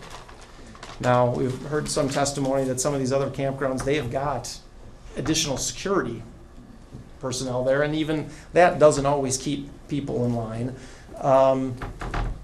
But here again, like I said, you've got this core area here of 100, well, if you expand it more, let's see, even upwards of 200 residences there. Again, adding 130 more residents, double the size of the core area of the town. And it's my understanding there is no town constable. I don't know, how quickly the sheriffs can respond to situations out there, but, there are going to be additional policing concerns. And I really think that that's something that needs to be addressed as well. Finally, I don't mean to challenge you, but I guess I am. Sure. Again, we had testimony on Tuesday night that other campgrounds that had written statements that they've not had police incidents in over 30 years of combined. And I'm not a camper, but I mean, a lot of this testimonies, I mean, I hate to have the National Camping Association here, putting a collective picture together of all the campers and what they do. I think you misunderstand. I'm not talking about that you need police out there because there is going to be wild, raucous parties out there. But I'm just talking, whenever you increase the volume of people living in an area like that, conflicts happen. It may be fender benders. It may be, people losing their dogs. It may be all kinds of minor complaints from the neighbors. But if you don't have law enforcement there to come and respond to some of these things, they get out of control, and somebody's got to do it. Yeah, I've been to a lot of campgrounds, and rarely do you have huge things out of control. But that doesn't mean you don't need law enforcement and maybe more than just one person there 24/7 to address these sort of issues. And I'm not even talking about just on the parcel itself, but again, you're going to have additional traffic issues and things like that. Probably a need for greater enforcement because you're going to have a lot more traffic generated there, both pedestrian as well as vehicular traffic. When you just increase the concentration of a population in one spot like that, just law enforcement things come up, and it's not always a big deal, but it's important to have. Does the fact that the owners have stipulated they'll have, that an owner will be on site 24/7, does that have any bearing? It's certainly helpful. I mean, you absolutely have to have somebody there on site, but they may not be able to solve all of the issues that may Could arise. make it a more favorable situation. But certainly they can help call the police, but the question is, if they need an officer, will they be able to come out and respond in a timely manner and be able to give the attention to this that it deserves? One question that I have, and Mr. Perth hopefully can talk about this. I understand just enough about stormwater to be dangerous, but certainly I try to stay away from talking about it as much as I can because I'm not an engineer. But what I do understand is, measuring the post-development runoff rates as compared to the pre-development runoff rates. And what I understood to be happening is that currently you have, up in this area, most of the stormwater, I assume, is just sheet flowing across here. Now, where it turns down, out into these drainage ditches and so forth and starts making its way to the lake, I am not sure. But it does seem to me that, if you're just looking at the site and trying to keep, measure your post-development runoff rates compared to your pre-development runoff rates, if you're maintaining the same rates or even improving the rates a little bit, but all of the runoff and release is still coming at one point. We heard testimony about people already complaining about heavy rainfalls, that these ditches filling up, and the water in this existing system having difficulties. Is there a concern with, yes, the rate may be the same, but if more of that same rate is now, instead of some sheet flowing off of here and everything, instead it's all coming and being released at the same rate here, does that cause any additional stormwater problems?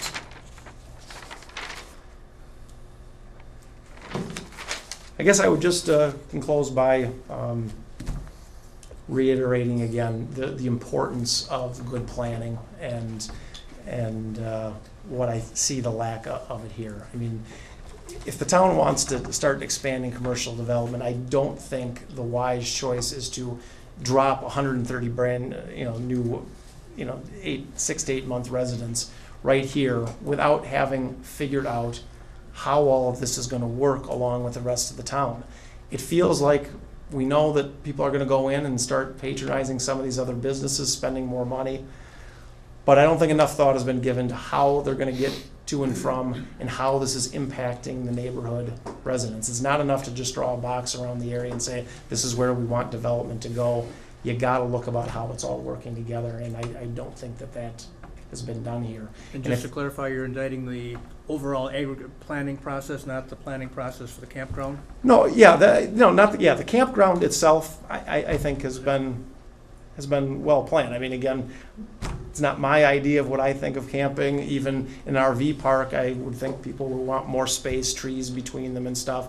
I mean, I do certainly think that not having more of a forested area around it is a bit of an issue, but yeah, otherwise the engineering, the amenities, I mean, they're clearly trying to put together a quality product, and I don't doubt that at all. My indictment is how this project is going to interact with the larger community, and that's not really the Lauritsen's job to do that, but that's your job tonight, and I think if you look at the 14 things that you're supposed to look at, I think you will see that this doesn't fit, and this is not a conditional use permit that should be issued. Thank you. Okay, any questions for Attorney Fleming? Okay, thank you. And I'll try not to steal your... It's like, I'll walk off You need with an them. operator's guide for it. Yeah. Okay, is there anybody else that would like to offer testimony in opposition? Anybody else in opposition?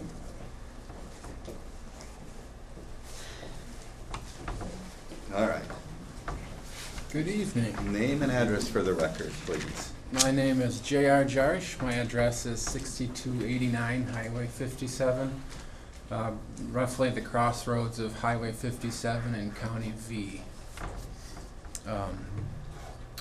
I do swear that everything I say will be the truth. Thank you. Lars is slow at the switch. As a reminder that we have a lot more of common ground than we don't, I'm happy to share the Packers selected a cornerback in the 18th round, and the Bucks won tonight. So, Thanks for no that. matter what the Appreciate decision that. is, we still have a lot that we all agree on.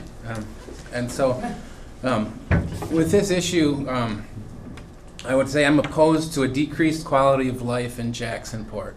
And that's what brought me here for roughly 8 hours of testimony, so I could find a little more factual information for myself and my family, and feel good about whatever happens, that I at least knew what was going on.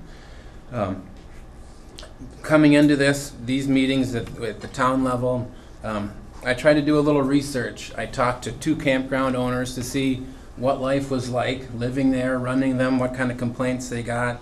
I drove through a few campgrounds by myself and with my family, and I came up with a few concerns that I wanted to hear addressed at this hearing.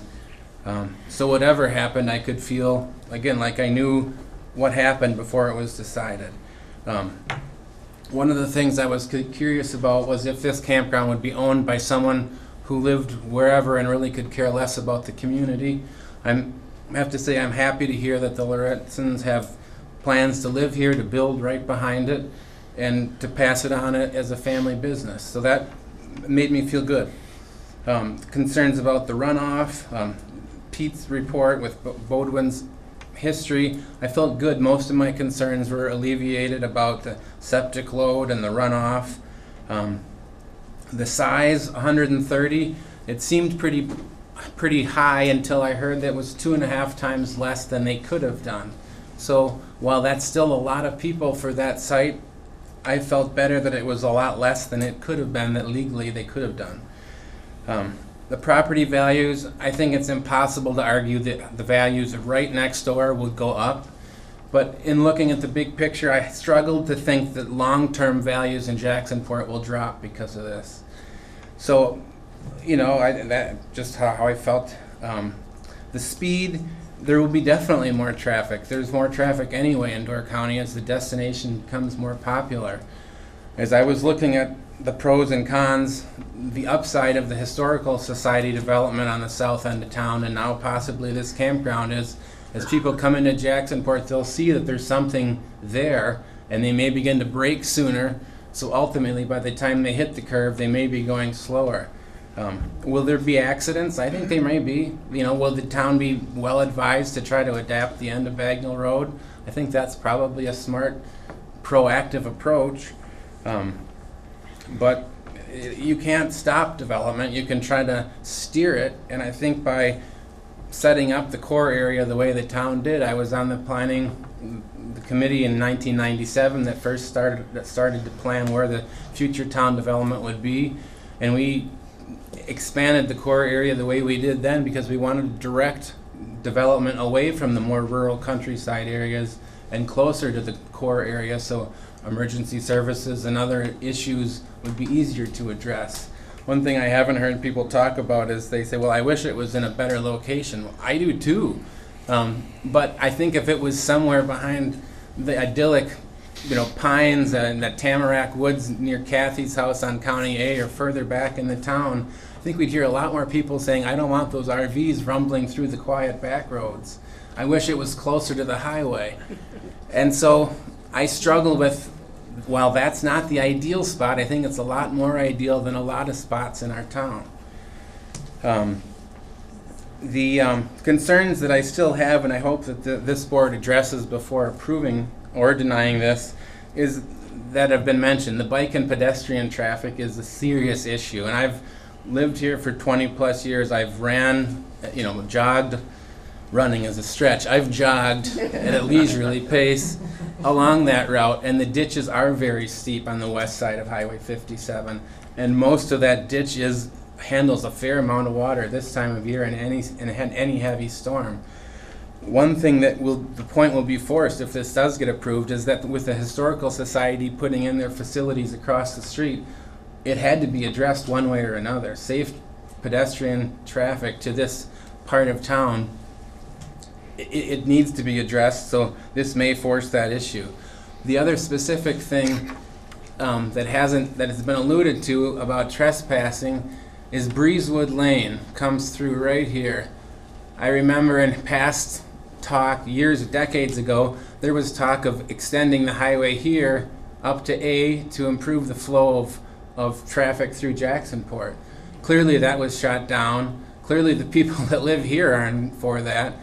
But I'm not sure how you're going to control people that see this being a lot of traffic and seeing, well, that's, is that a public road? What is that? So I'd be interested how the board would address, and how maybe perhaps in rebuttal the town board could address, this is a very enticing, much safer way to get downtown.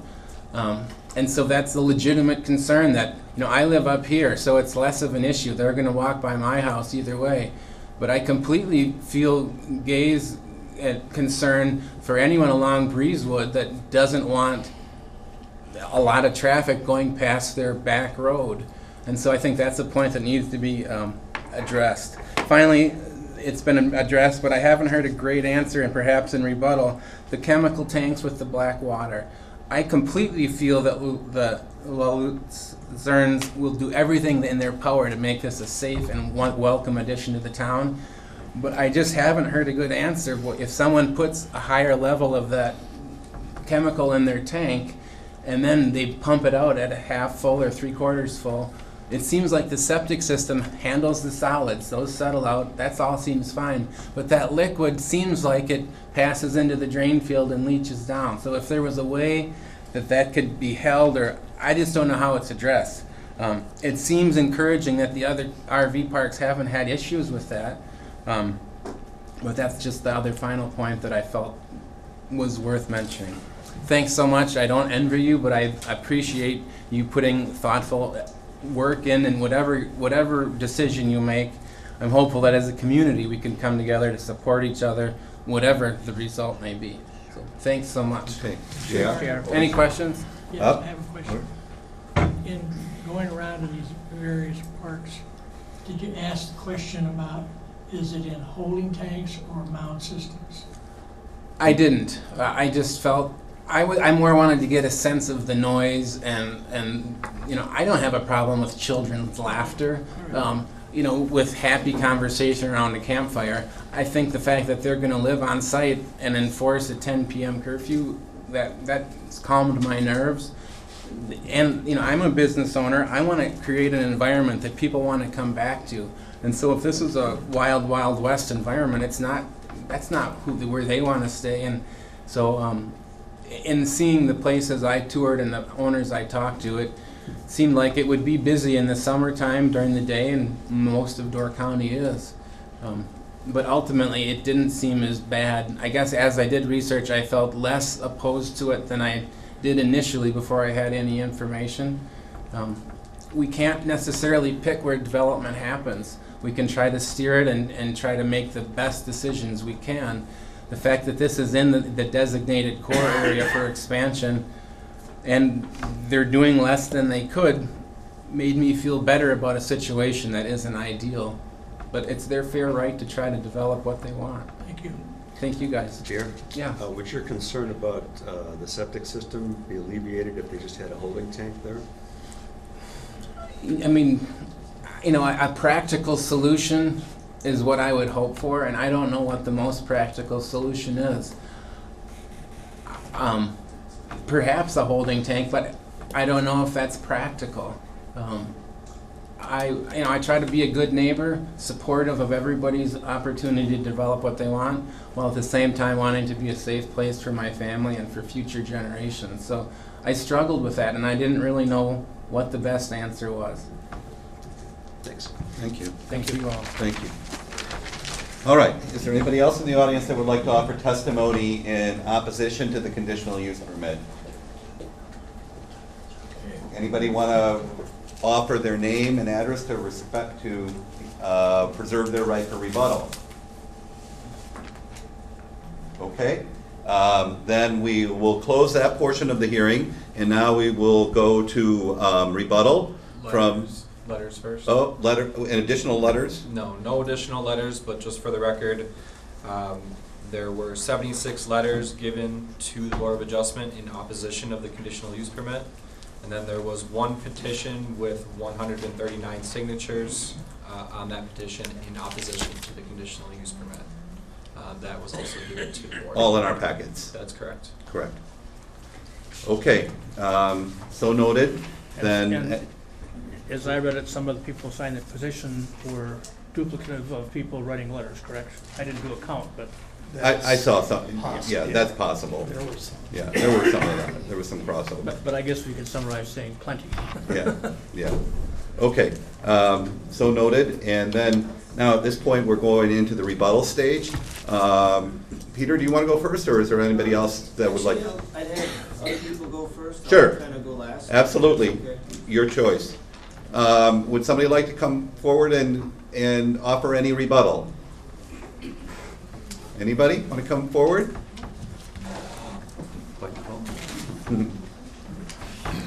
And please remember that you're still under oath, so I don't have to go through that again, even though it was 2 nights ago. I appreciate it. Just state your name for the record, so staff can pick that up. Sherry Lordson.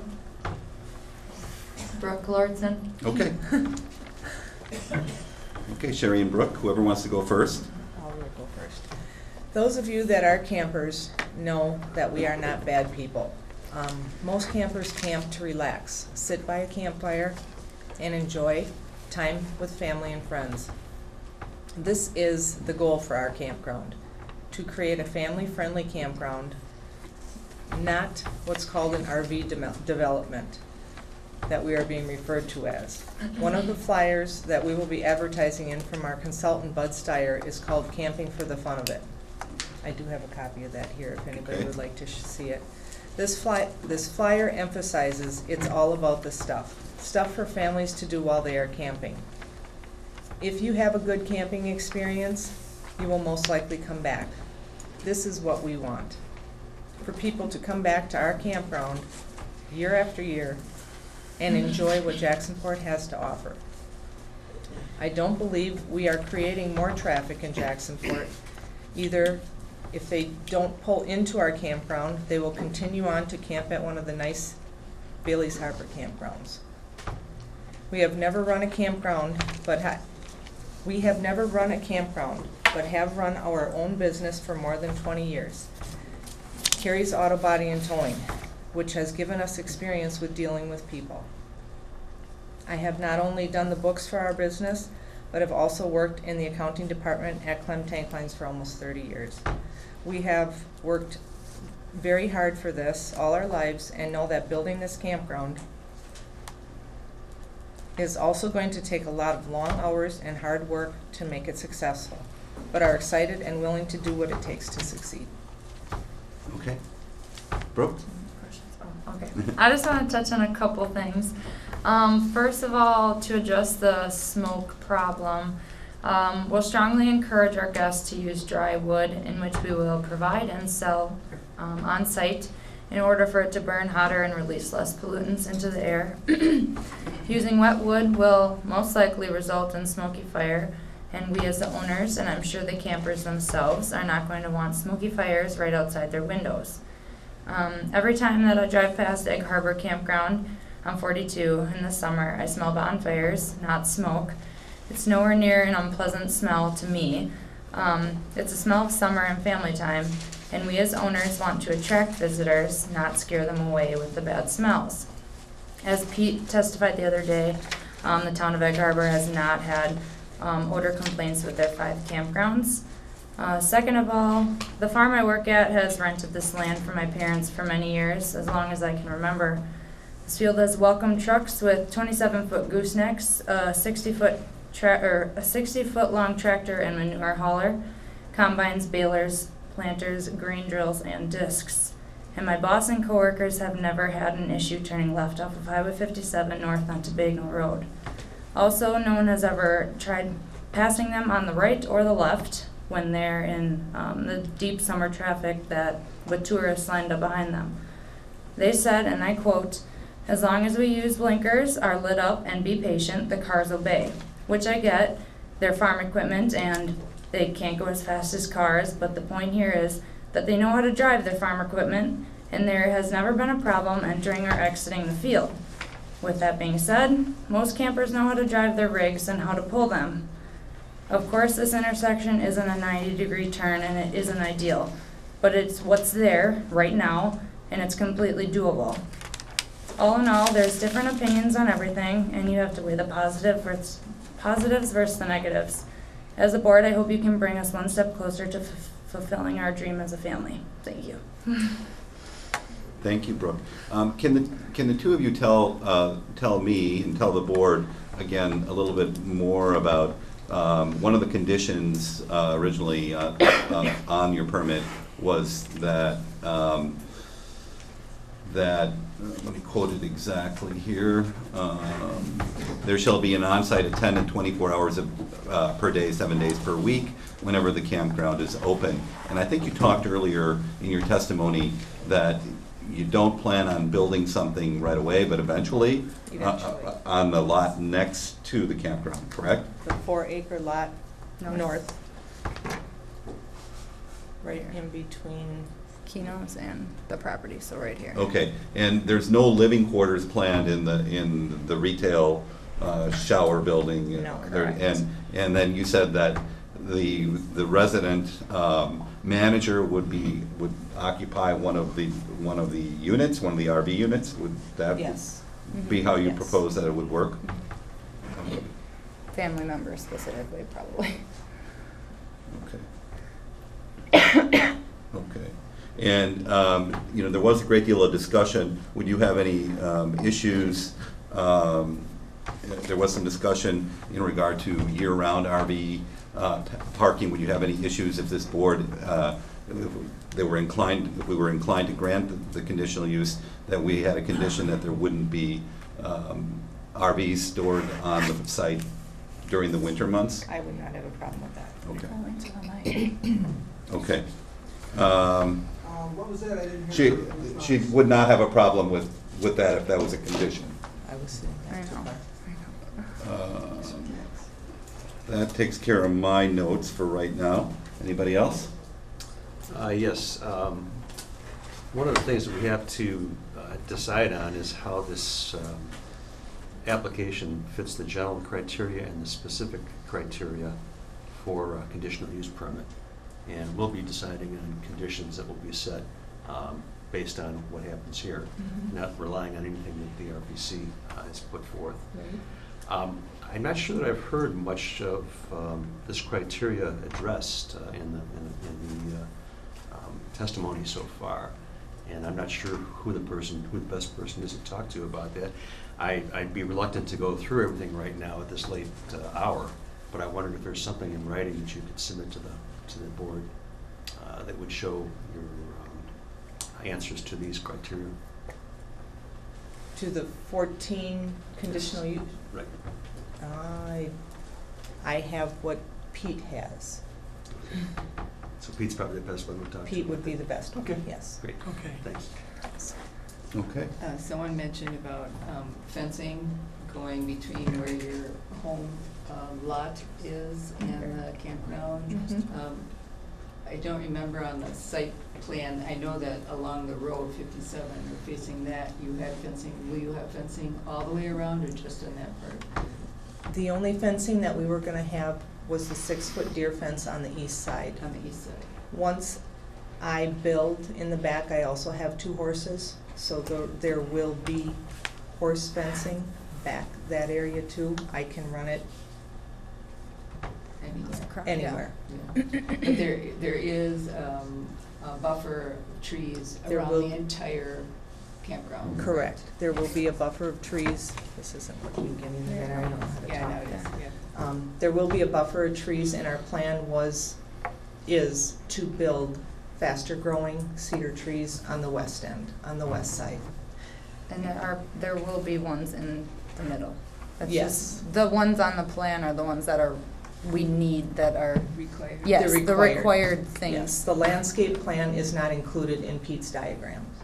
We've been working with different landscapers just to get some plans put together and the different trees and what we can put in, but there will be trees within the campground. But They will not be open sites. I appreciate that, but don't you think that that's an important set of information for this board to have, prior to making a decision? Yes. I mean, I was hoping somebody was gonna ask me that question. But yes, we do, it's not gonna be a wide open campground, and it will take a little while to build up within the campground, but there will be trees, there will be landscaping, there will be, different things placed in between the sites within the campground. And I did see somewhere in our material, how many trees on the perimeter, that it was 600 plus trees, was that what? 289, I believe. Okay, so I was wrong on that, but those are just single trees, they're not double. Those are the single trees. Single trees on the perimeter. 2 to 3 feet high, 10 feet apart. Okay. That's the minimum. Okay. Minimum, to start with. And certainly this board has the ability to adjust those numbers and the size of those trees if we are so inclined. From being involved in development, trees are expensive, especially when you get them at, the 5 and 6 foot height, and you want to make sure you have the proper screening. So I'm shocked at how expensive they really are. One of the stipulations that we did go over with the town of Jacksonport was that we put in larger trees up front, 4 to 5 foot trees for the landscaping in the front, and we have reached out to Evergreen Nursery. Neighbors have also offered for us to come and take some of their larger trees and transplant them. Very generous neighbors.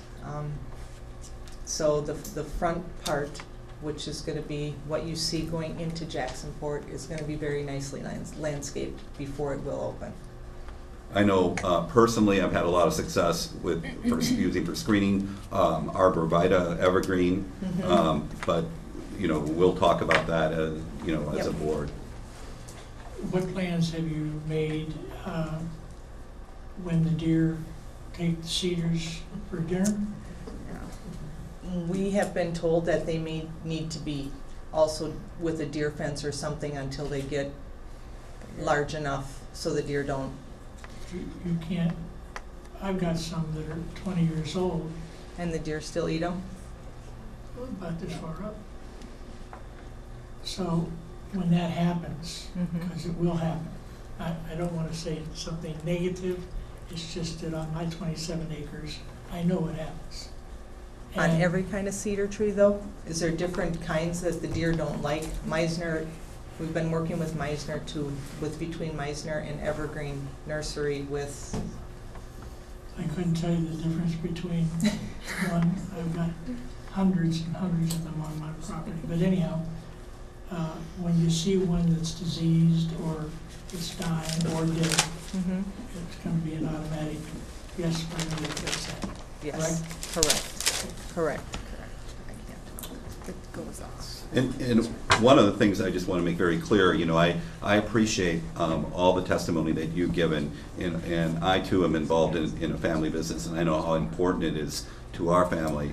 But I also know that our family isn't going to be around forever, and it is whatever decision we make is going to impact this property for generations. Correct. And so we need to make sure we cross our Ts, dot our Is, and make the best possible decision for all parties here. So as we continue to gather testimony and when we get into deliberations and discuss this, I want to assure you that each and every one of us at this board level, we've had a lot of experience with this. This is not something we relish, but we know we have a job to do, and we take it very seriously, and we'll make a fair decision.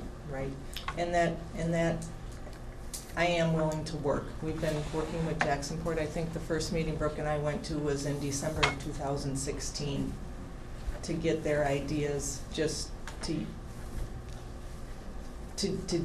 see if we even wanted to start it, and it's been a long road, but, you know, going back and forth, we've been trying to work with them to see how, between the town and us, we can make this work. Were you, this is a tough question, were you surprised by the amount of opposition? Yes, I didn't think there would be this much opposition.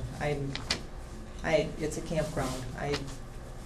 I guess I look at it in different ways than other people look at it, but I feel that I'm doing what I could do best with this piece of property that was given to me to keep in the family, and like I said, campers are a good group of people. I really don't think they're gonna be out vandalizing and doing things like that. There's not all good people out there, I understand that too, but we know we have our work cut out for us, and we want to make it the best that we can, and we're going to patrol, and the people that are causing the trouble are going to be asked to leave. It's our property, not theirs. Sure. And the people that are causing the trouble are the ones, if we don't ask them to leave, the good people aren't going to want to come back. That's correct. And another tough question, and it might not be germane, but I'm going to ask it because it's in front of us, and I think it was Kathy Navis that brought it to our attention. The list of campgrounds that she listed in Northern Door. As you were exploring this, I didn't realize that there are 2 campgrounds that are currently for sale. Was that ever a discussion amongst your family?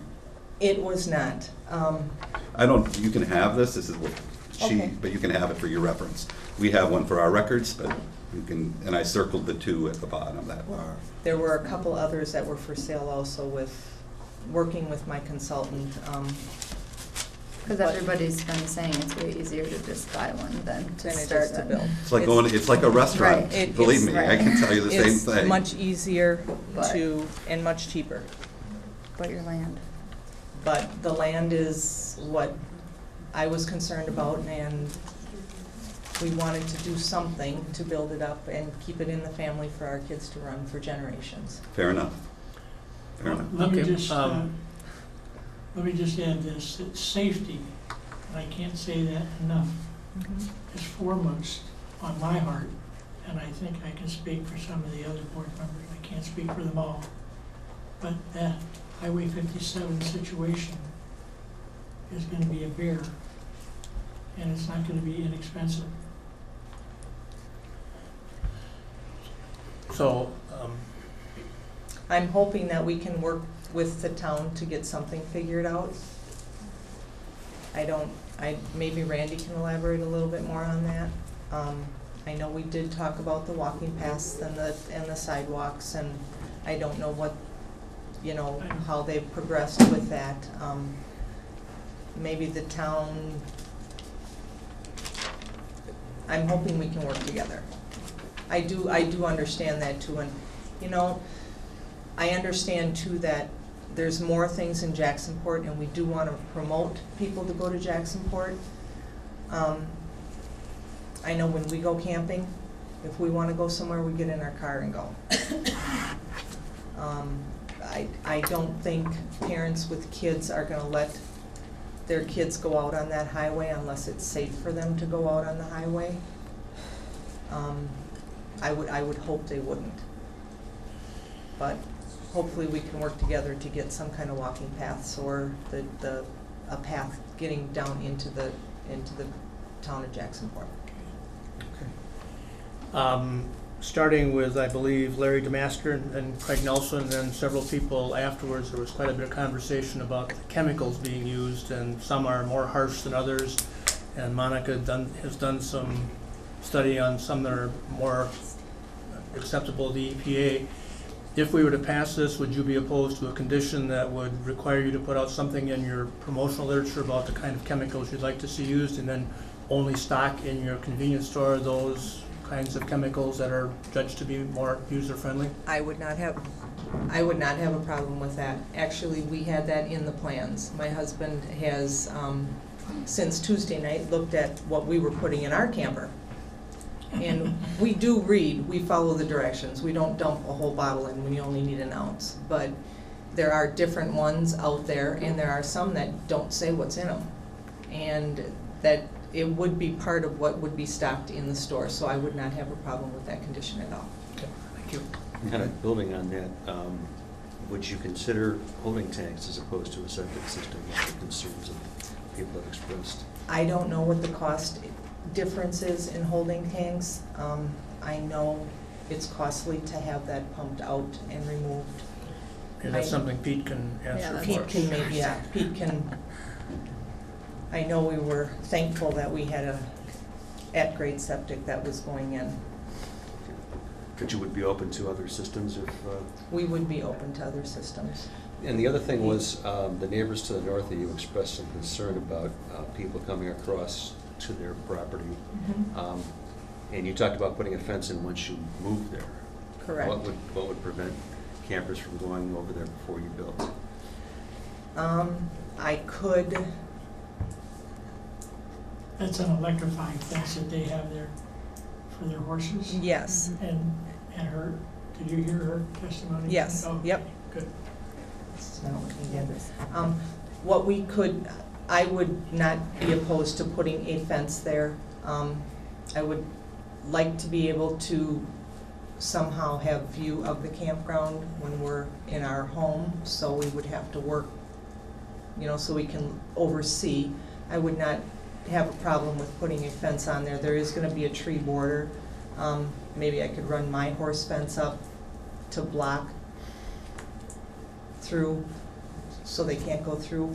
We did also discuss posting the no trespassing signs so many feet apart on all of the fences and the perimeters. So there will be, posted signs also.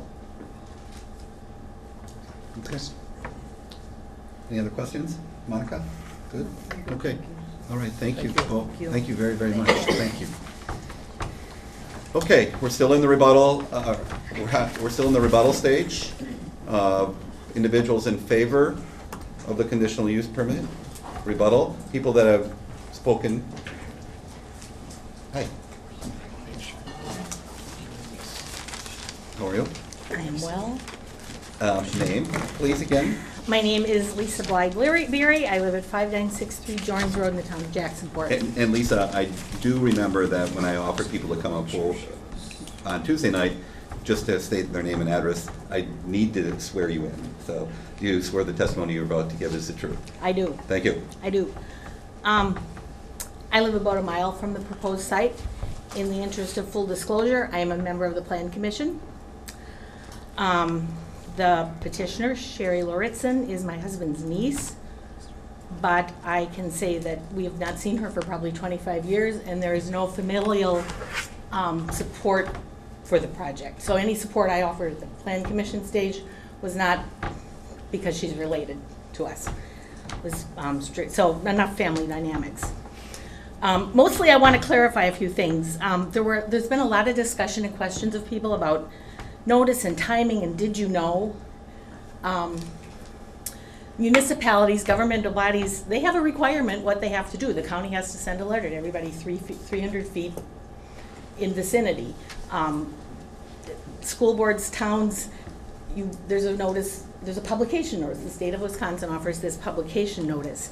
And I've been in that position where I didn't pay attention to agendas and I see something happening at the school or town level and say, what do you mean? They didn't tell me about that. Towns can't mail postcards to everybody about everything. How do you pick what to mail about?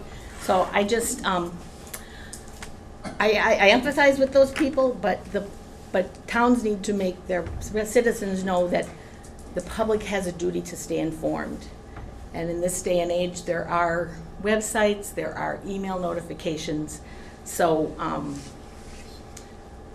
that's just an opinion. There was question about whether there was opportunity for people to speak regarding this, other than the plan commission meetings are not greatly attended. There's probably 15 to 20 people at town meetings.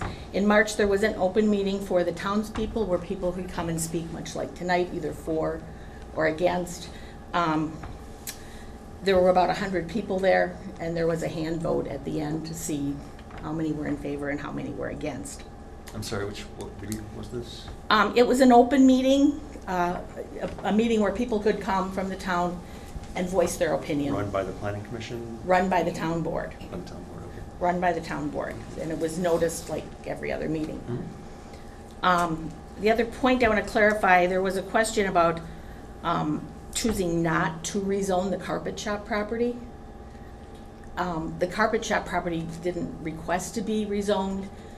As Randy said, that core area, at one time the Plan Commission did talk about should we look to rezone it all now to mixed commercial, and the town backed off because there was some resistance to doing the whole thing. So that was the question, to rezone that whole core area as mixed use? Well, it's, as we sat down and talked, that's one point of discussion that came up. Okay. And as you know, you have these points of discussion and then you make decisions for or against. Okay.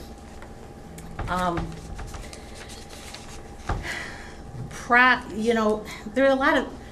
Let me ask you this: were you at that time? Were you aware that this proposal was being considered on this parcel? The campground. On the campground was being considered. I think we discussed that before the campground came forward. We discussed that early on when the Plan Commission was formed, and we really started talking about what the Plan Commission would do, and the land use plan and everything. More specifically, had there not been any awareness of the campground, do you feel that the property would have still been rezoned to mixed commercial? It appears to me that the property was rezoned specifically for this use. Because this request came forward. Fair enough. Because this request came Fair forward. enough. Okay. And the Plan Commission at that time felt that it was an okay use for the property. There's, I don't know how you sort this all out, because for every positive, someone can state a negative, and for every negative, somebody can state a positive. A lot of conflicting. So a couple of things I want to clarify, just to point out. Property values. No one has a crystal ball and can tell that. I'm going to give you an example. Paul Dreitzer is a well-respected realtor. I'm not going to challenge him, but he is talking about property that he owns, 6 to 8 lots on a gravel road that have been for sale since at least 2006. Since 2006, 3 have sold. 2 in 2006, which was kind of the heyday of realty, and 1 in 2009. there has been, since 2009, downward pressure on land values. They have not come back like real estate has. So that's one side. On the flip side, there are 8 houses for sale in Jacksonport, waterfront and inland. I personally have 3 of those under contract. I don't have to disclose to anyone that the campground's going there. It's not a material adverse fact. To one person it is, to one person it's not. It's not like the dump was within 1/4 mile of Breezewood Lane and Sunrise Dunes. But I disclose it because I don't want it to come back and bite me later on. So those 3 houses went under contract with the people full well knowing that the campground was going there. One it might be in that 1,500 square foot circle. It might be a little bit out. One was within a mile. Those 2 property owners are most happy with what they're getting. The other one had a reduction in value, but not because of the campground. So it's conflicting realtors. So nobody's got that crystal ball. Again, there are those conflictings on one side. What happens in campgrounds? We've heard great stories, and you heard boogeyman stories. So I don't know if you can take any of those into consideration in your decision. The septic systems, you kind of have to trust Bodwin that they're professionals. They do work all over the state.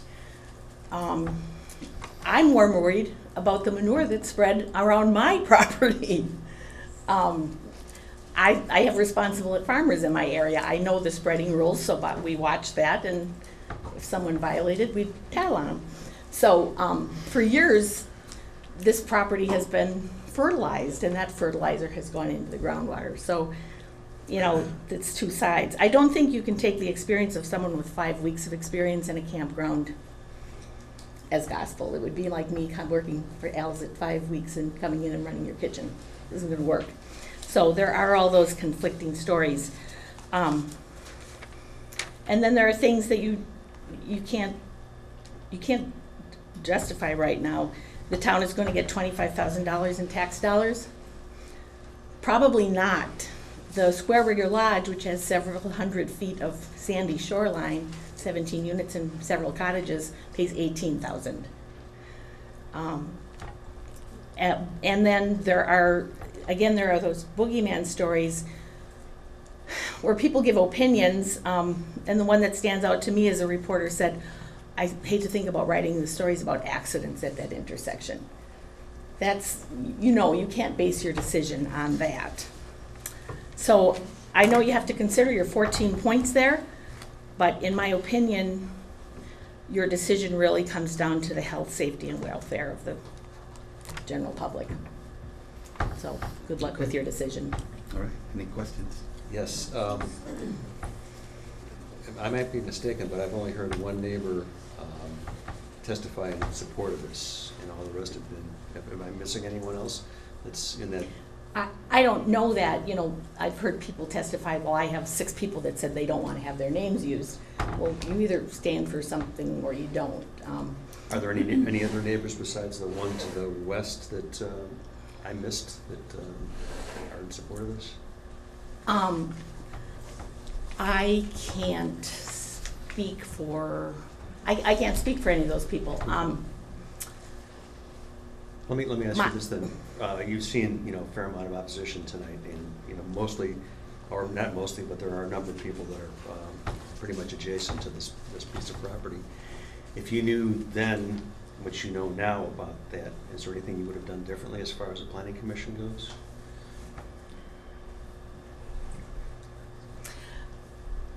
I think as a plan commission, we felt that the notifications were proper.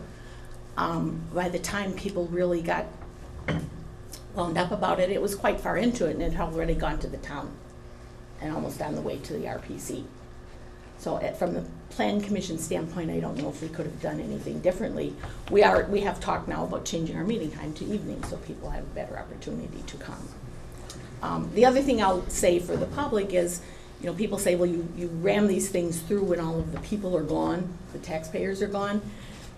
We get these things from the county. There's a certain number of days to respond to them. we can't responsibly say, get it in January and say, well, we're gonna hold on to this until May, till more people are back and can have input on it. Yeah, I don't think there's anybody on the board that thinks that that's at all in play. We So- hear those same concerns in Liberty Grove and in Fish Creek and on Washington Island, believe it or not. We hear that, repeatedly. We are a seasonal operation in Northern Door and even in Southern Door.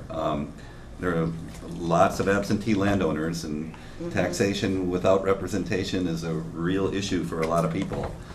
So I think, Fred alluded to a point that we all need to be better stewards and come up with better ideas on how to get notices out. We can all make improvements or make suggestions going forward. And I think, these are tough, hard lessons that we all learn sometimes. Yeah. And it's tough to notify people, and it's tough to come to hearings like this. I mean, I applaud everybody that's able to do it. It's tough. I will tell you how conflicting it is. I live in Jorns Road. My husband and I and our 3 children and their families own a collective 192 acres. Our family's divided on support, so we have to decide not to talk about it. And It's like politics. and Lars this seems to be my new mission in life, I guess. Lars has made my point, I'll make it myself, and that is I understand that everything is done according to what's required, and I understand that these municipalities and all these, you can't cover everybody on everything, and if you did, most of them say, stop, I don't want to see it all. But it seems to me, I'll say this as diplomatically as I can, it seems every time we have an extended meeting, the root cause is lack of information and failure to communicate among the people, and what I felt most badly about over the years is people who are otherwise friends and community people that work together are suddenly pulled apart, and that's not, everybody's talked about the Door County culture, and that's not part of the culture that I have always enjoyed. We just seem to have really good people. So I just, and I made the comment the other night to Mr. Nelson, that, somebody in the community, if there's a way that the planning commission or the town board could filter things through one person, then I agree it would be on the public's shoulders to distribute that, but somehow that we work harder at this communication at the beginning of the process so that we avoid this acrimony that we end up in the time that we waste. So I'm just, I know there's no law that's going to require it, but I just would encourage that to take place because I think it would help a lot of these situations. I think towns have to look at, getting, when you have that insert in the tax bill, a big pink sheet of paper that says, sign up to receive the meeting notices and stay informed. Great idea. At the realtor level, we have somebody that just watches the meeting notices and tells us what's coming up that might affect real estate. Yeah, I think there was even a Glidden Drive Association at one time, and they're not still. I think that group still does that. Yeah. So. And we have an association too that Sure. follows what goes on, and they put it in the newsletter to let us all know. So it can be done, and then you just have to kind of put your mind to it. Okay, thank Thanks you. a lot. Good to see you. Thank Thanks, you. Lisa. Thank you. Okay, still in the rebuttal stage. Anybody? Yeah? No front row tonight. Not the first person. You were smart. I'm so tired, I fall asleep here. Elizabeth LeClaire, 6332 Highway 57, and I still understand I'm still on. You are. Thank you. I listened to the comments from the other night, and I wanted to address just a few of them. And on a remark on notifications, all the tax bills in Jacksonport do have a notice that you can go online and request the information that is posted and get an email sent to you. So that has been addressed. It's not in big bold letters or on a piece of paper, but it is on the tax bill. And you can go and sign up for that when you go to vote. You can go to the clerk and you can get that information sent to you. It's been mentioned several times, and I work at the polls also, so I am aware of this. Within the last few years, the culverts were replaced up by Bagnell Road, and before that, you would notice the cones out there for the overflow water. The ditches have been cleaned out to the south, And the flooding pretty much stopped at the top of the hill. And the culverts were replaced at the entrance to Lake Shore Road and cleaned out down by Burke's south driveway so that the water would flow off. And as to where the water goes, I asked a brother of mine who was a city water manager down in Texas, and I remember him telling me that to watch the water, you put dye in it. You can put bluing or Kool-Aid or food coloring, and you can watch to see where the dye is going and who is getting the runoff. It's not like when Jay Olson had the stone quarry and was pumping the water out of there across Cape Point Drive and flooding that home down in that area. It runs out much smoother now through all the clean out culverts. As to the possibility of vandals and trespassers, it has been my unfortunate experience that vandalism happened on my property were all known children from town. As to the trespassing, I am sure that all who were raised in Jacksonport as children were trespassers because they ran in packs as their mother's coffee clutched around the community. My children ran in packs, and you're running through all the yards. I have people walk up the beach through my yard because on the motel, I have the public beach, and it's private, but I don't go out and tell them to go back down and find a different route to walk up as they're getting their paper from the store or whatever. They might be coming to my coffee shop. Anyway, I find it interesting that a lot of the opposition has been against any development on the south end of Jacksonport in that core area. And in 2001, Penny Olson sold the old stone quarry to, I believe, parent developers. And then in 2005, it was sold to a Century Program Management Group. And they talked about a gas station and a convenience store, and the uproar was in full force at that point. There was quite a lot of opposition, and it was sold soon after, in 2008, to the historical group. I understand how people get here and they have found their haven, but I also, it's like this. To me, I don't see this as spot zoning because we've had our core, and on the Plan Commission, we talked about, play with this. It was a dream.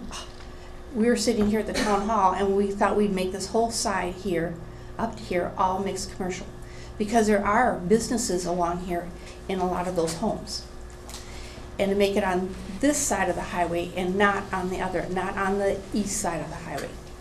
It was plans that we had talked about, and it's been a slow process, as you know, to get any government body working quickly. And that, I think the Plan Commission started in about 5 years ago, and it was an ad hoc committee at first, and this is when we were looking at our our town zoning. The other thing I wanted to say is, to me, I don't see it as spot zoning as much as a group of concerned citizens, and I understand their point, but they don't want business in my town. They all have history here, yes, but they also have something in common, is that a lot of them have left the county to go out and make their fortunes and their livelihoods in different parts of the state or in different states, and they have come back now, and they want their history back. They want their childhood back. They want quiet. They want the quiet side. And I'm in a community that I want to see business and growth. I don't want to be a Maplewood that is dead. And there's all those empty, vacant buildings, and Richards is the only one in existence anymore. We're not going to become Egg Harbor or Bailey's Harbor. We don't have the streets. We don't have the sewers. We're not going to ever get to that point. But I want to see some growth in our town. And every time something comes up, there is so much opposition. I get involved in the community so I can stand up, and I have the right, because I know what's going on, and I make it my purpose, because I have been at the other end of this road, sitting here at various points, and I have suffered for my lack of knowledge. And that's on me if I'm not involved, and I make it my mission to be involved in the community. I go to every town board meeting when I have to. I don't have to, but I do. Because I'm on the tourism zone and I give the reports. And that's all I would like to say on this. Do you have any questions? Any questions? Elizabeth, Good? you own a motel, is that right? Yes, I have the Square Burger Lodge. I have 17 motel rooms. I have 5 cottages, 2 housekeeping units, and I live on the property. Okay, so, and the people that rent from you, do they have children with bikes and things like that? I mean, Yeah. Okay, and again, I'm not terribly familiar. We talked about the people in the campground biking into the town or going over to Cave Point. Do you have renters or people that use their They bikes? bring their bikes. They ask where to go. I give them the bike map, or I have all the fun maps. I map out all the routes for them to go in highlighters, and I show them all the directions of where to go. Do they include some of these dangerous areas that the opponents have been talking about? Yep, absolutely. And they had come. any incidents? No. They leave here, and I'll instruct them down here, because when I was walking, I'd walk my little road around here, and it's about close to a 3-mile walk for me. And if they want to get out, I'll tell them, come up here, go to Jorn's Lane to get out around so they're not on the highways. Okay. The walking path, does that run all the way down to Lake Shore? The goal was to get it down to Lake Shore. Oh, it's not there And yet. it's not there yet. It stops, I have a son who lives right down here, and it has stopped by the Town Hall Bakery. And yes, because there are a lot of people that come off of, come off of Lake Shore Road. Thanks. Thank you. Thanks. Okay, we're still in the rebuttal stage. Anybody? Anybody? Pete, you ready to? Hi, Tom. I'm back. Tom Wilson. I have a menagerie of notes, and my writing is always a little hard for me to read. But it's, and I touched on it a little bit Tuesday night, as a town official, you sit and you listen and you say, what could you do different? What could you have done different? And we can go through all the things we did. All I'm gonna say is, tonight I learned that there's at least 150 more people on the website that we have tried with notices in the tax slips. I don't think it was a big pink slip, but it was a notice that, I actually forgot a document that I wanna give you.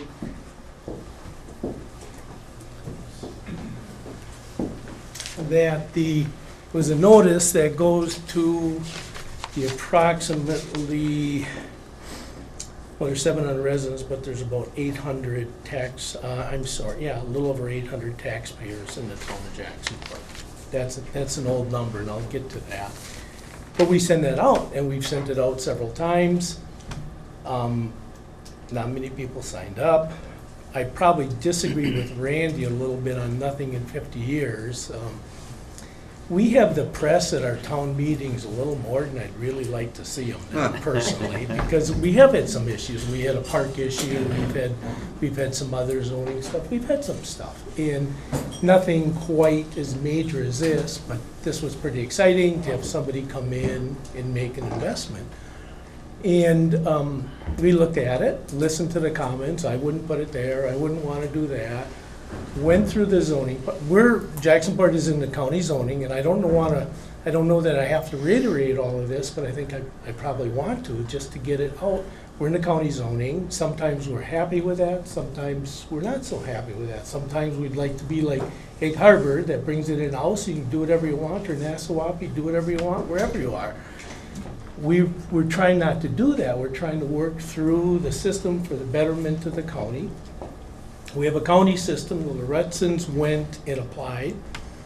It goes to the planning commission. That goes out on a public notice. I think it was mentioned, the meetings are at 8 o'clock in the morning. They've since been moved. That fits the schedules of the people involved. I was pretty happy. We have a planning commission.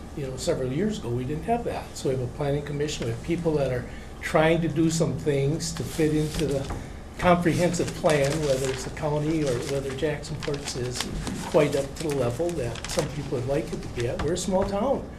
And so we have that process. It comes to the town board. Again, that notice went out to the people that were on the website. It was published the way it was supposed to be. Came into the RPC, comes back to the Plan Commission again, published again, comes to the town board, published again.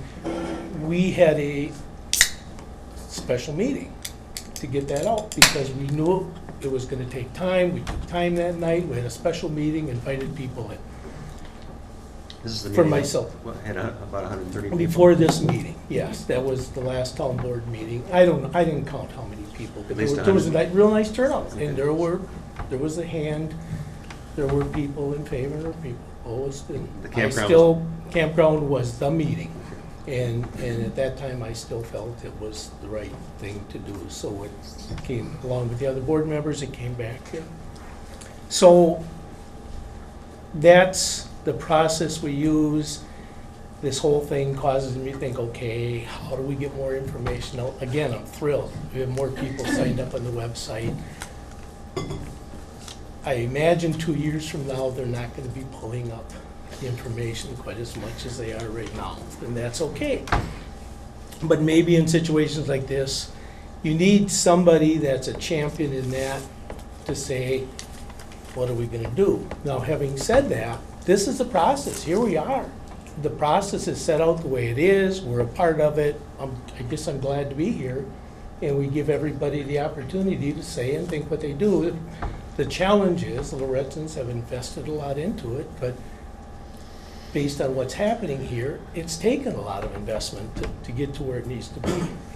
The road issue, how can you not live in Door County in the summer and not be a frustrated or a challenged driver or a person on the highways? You know, 4th of July, I just try to stay off the highway as much as possible. I know the back roads. I look forward to autonomous vehicles because I think they're going to be a lot safer and a lot better than people driving today. I just think it's going to be, everybody's afraid of them, but I think they can't be much, we're not there, but they can't be much worse than what we have. I think I addressed the other night the sidewalk issue, you know, that needs to be dealt with.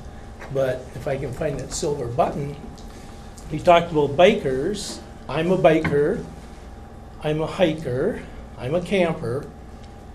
And for families, there is just a wonderful route that I have taken many times that comes here, goes down to Jorns, and you can follow this around. Jorns cuts down to K Point, and you can take K Point, but if you really want to take the scenic route with no traffic, you go down to Lakeshore Road, and you get right down to the highway, and our paths are pretty close to that, and the highway is very, very bikeable in the summer. It's a sweet path. You also can go up to B and go down to Jacksonport if you want to. If you're bike, we have some of that. We are very proud of our blacktop roads in Jacksonport. We have some wonderful biking roads in Jacksonport, and I would hope that these people could enjoy that also. But I addressed the walking path the other night, so I don't need to go into that. I do want to just mention that this could be a large hog farm when you start worrying about smells and some of the other things. There's, as zoned agriculture, there's some opportunities that can come with that. Jim Perry stole a little bit of my thunder, and I'm going to turn this into the committee, but this was a study, and I don't know if that's a study he did or not, but it was a UW extension study, and it's estimating.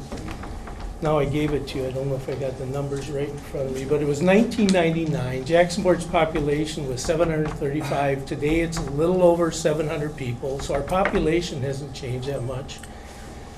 That, I guess I got a, there were 297 residents, 503 seasonal homes with 105 commercial lodging.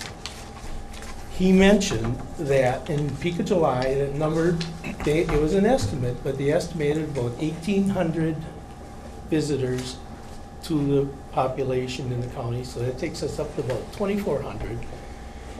And we heard numbers, and I'm only bringing this up because we heard numbers, it's 50%, it's almost doubling the population, and the police concern It's 2,400 people, and that's about a 12% or maybe a 15% increase over what we normally have. And that was 1999, and I believe those numbers would probably be up a little bit since then.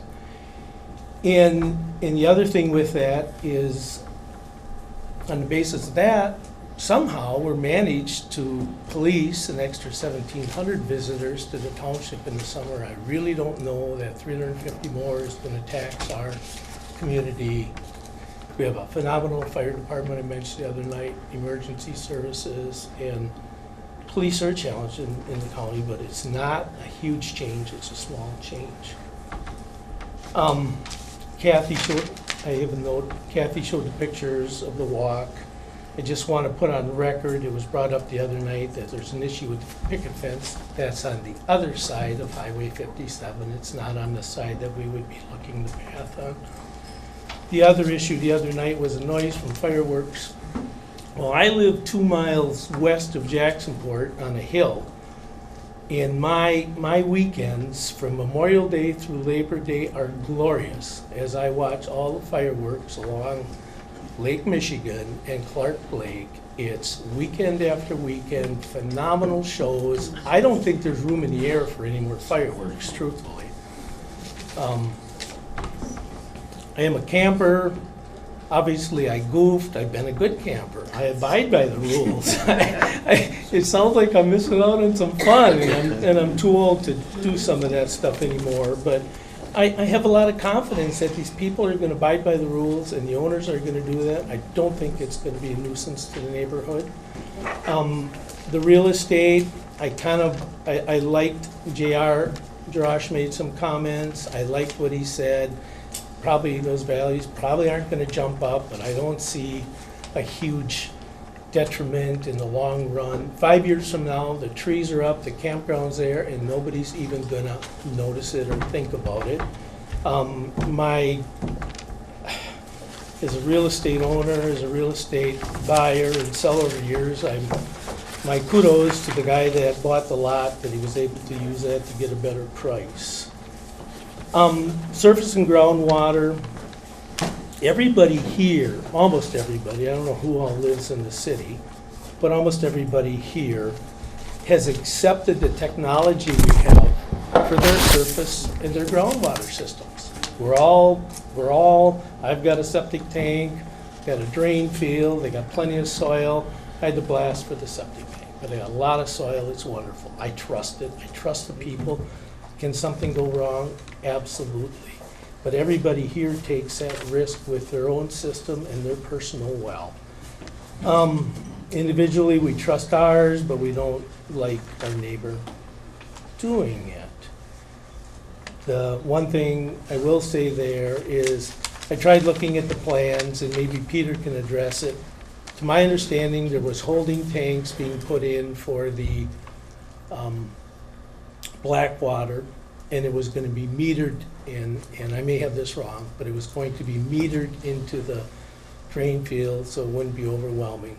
So I think that that can be managed, but maybe in the same token, having the Blackwater in holding tanks and pumped and put into a stronger municipal system might be a solution to that. I'm not enough of an expert there. I'll let Peter address that, but I would hope that he would address that. The neighbors, good fences make good neighbors. I lived in the city for a while, and I was a firm believer that I love my neighbors, but I loved them more when I had a good fence. The fence today is right here. I think I heard the Loretsons say they might extend it. If you extend that 6-foot fence here, that kind of makes a better neighbor to the people here and to the people here, and brings things around here where to the highway where they need to be. So good fences make good neighbors. I think that's my rebuttal. Questions? Yes, Tom, where do you live? On Lawrence Road. I live about So I live over here, Okay. 2 miles west. And what's, And I can hear, we don't have softball fields anymore, but I used to enjoy listening to the noise of the softball fields at night. I really did. what's the notice policy for the town as far as situations like this go? Our standard notice. It's our standard notice where we post it the way we need to, and we send it out to everybody that's signed up electronically. But when you're working on a particular parcel, do you have any policy as far as who you're gonna notify directly? No, or- we've acquiesced to county zoning, and so we count on county zoning to do the notification. Wouldn't it be better for people to come to your meetings before they go to county? The county is our zoning organization, Right. and so you really have to go to the county first and then come to us. We don't approve the zoning, the county approves or denies the zoning. We just say we're okay with it or we have issues with it. Mhm. So But how can would you? there be benefit to the town? Probably. Send letters out to everybody in the town and say we're Well, no, doing this. just somebody, you know, like the county has a policy where they notify every adjoining property owner to any changes, any potential changes in zoning. The county did. Yeah, but I'm just wondering if the town might want to look at doing that too, so something doesn't go to the county and all this is built up. Well, Some of those people may have been at the plan commission meeting yeah. much earlier. I think that's something that is a good could be a good consideration. I really, I think I said it before, we're a small town, and I was pretty proud of our plan commission. We don't have the resources to do what the county does with zoning. So we've gone to them on that, and so maybe directly or indirectly, we work with the county zoning and, you know, ask them to expand it to a 2-mile area or that 1.5-mile area, whatever the area was that had all the houses.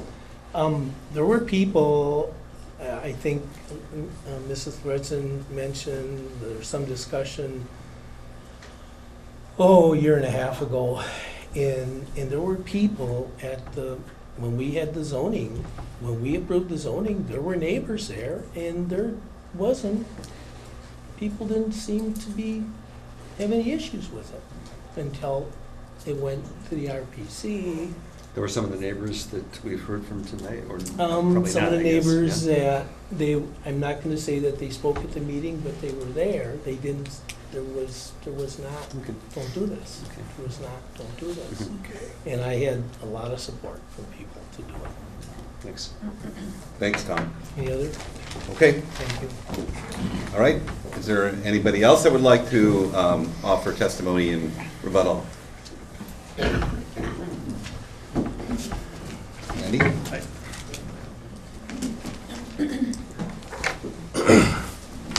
Randy Halstead, 3693 County V.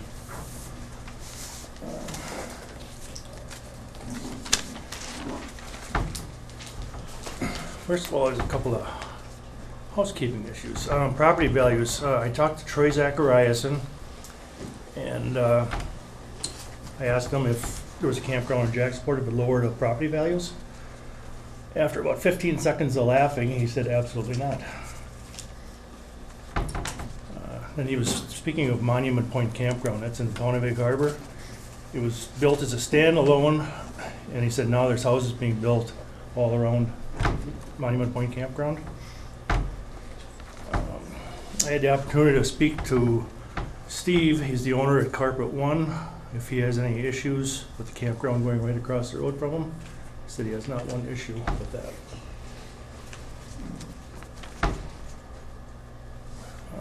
Town website's been covered. We also post our meetings at Bly's Store, Mike's Port Pub, and in front of our town hall. Yeah. Everything's available to be texted or emailed also. Sign up. And I think I can answer Ed's question about how his picture fell down. The guy that used to do the blasting for the county back in the 50s, he liked to tip a few. And I think every once in a while he'd forget about how many sticks of dynamite he dropped in the hole.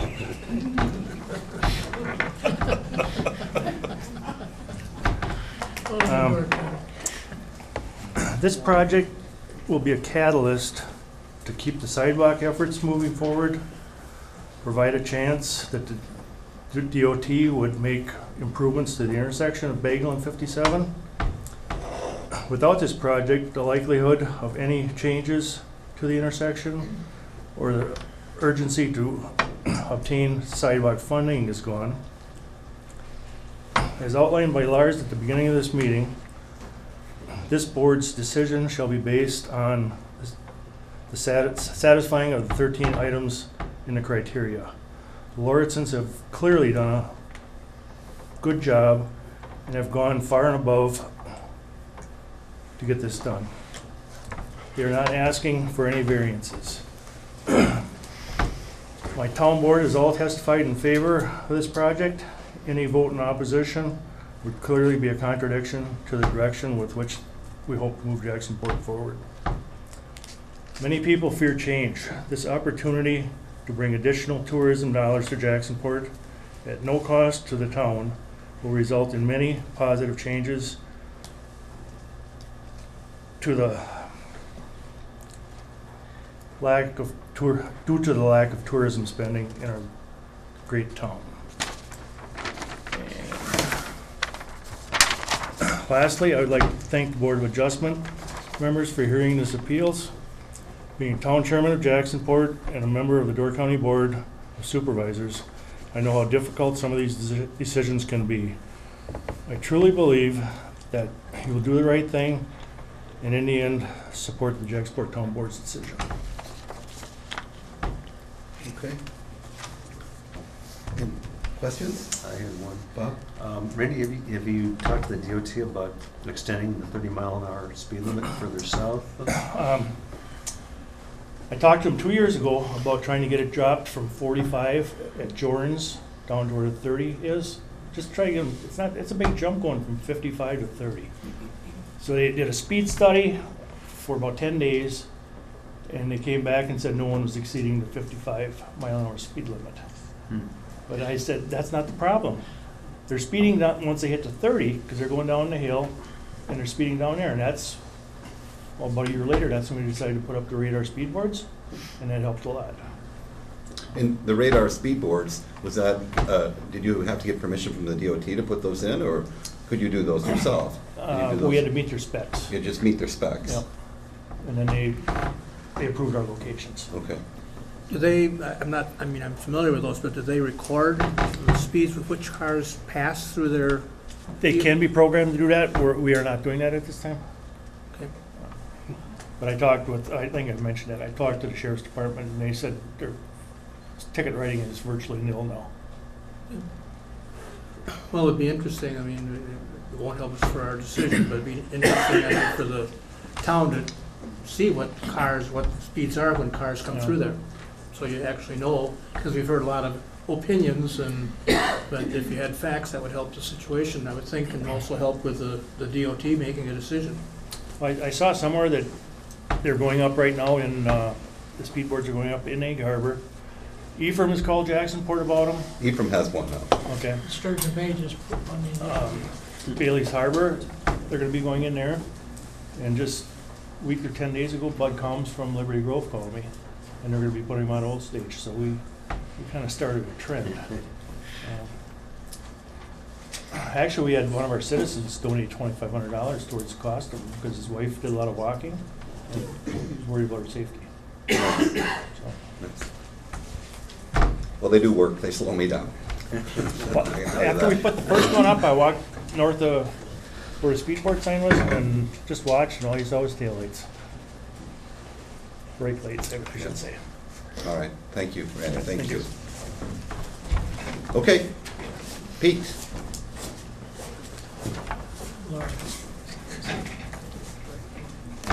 All right, this is the small stack. Let's not have to dig into the big stacks. I got a request from one of the board members just to take a 5-minute break, yeah, just a stretch, okay? Sounds good. 5 minutes. Okay?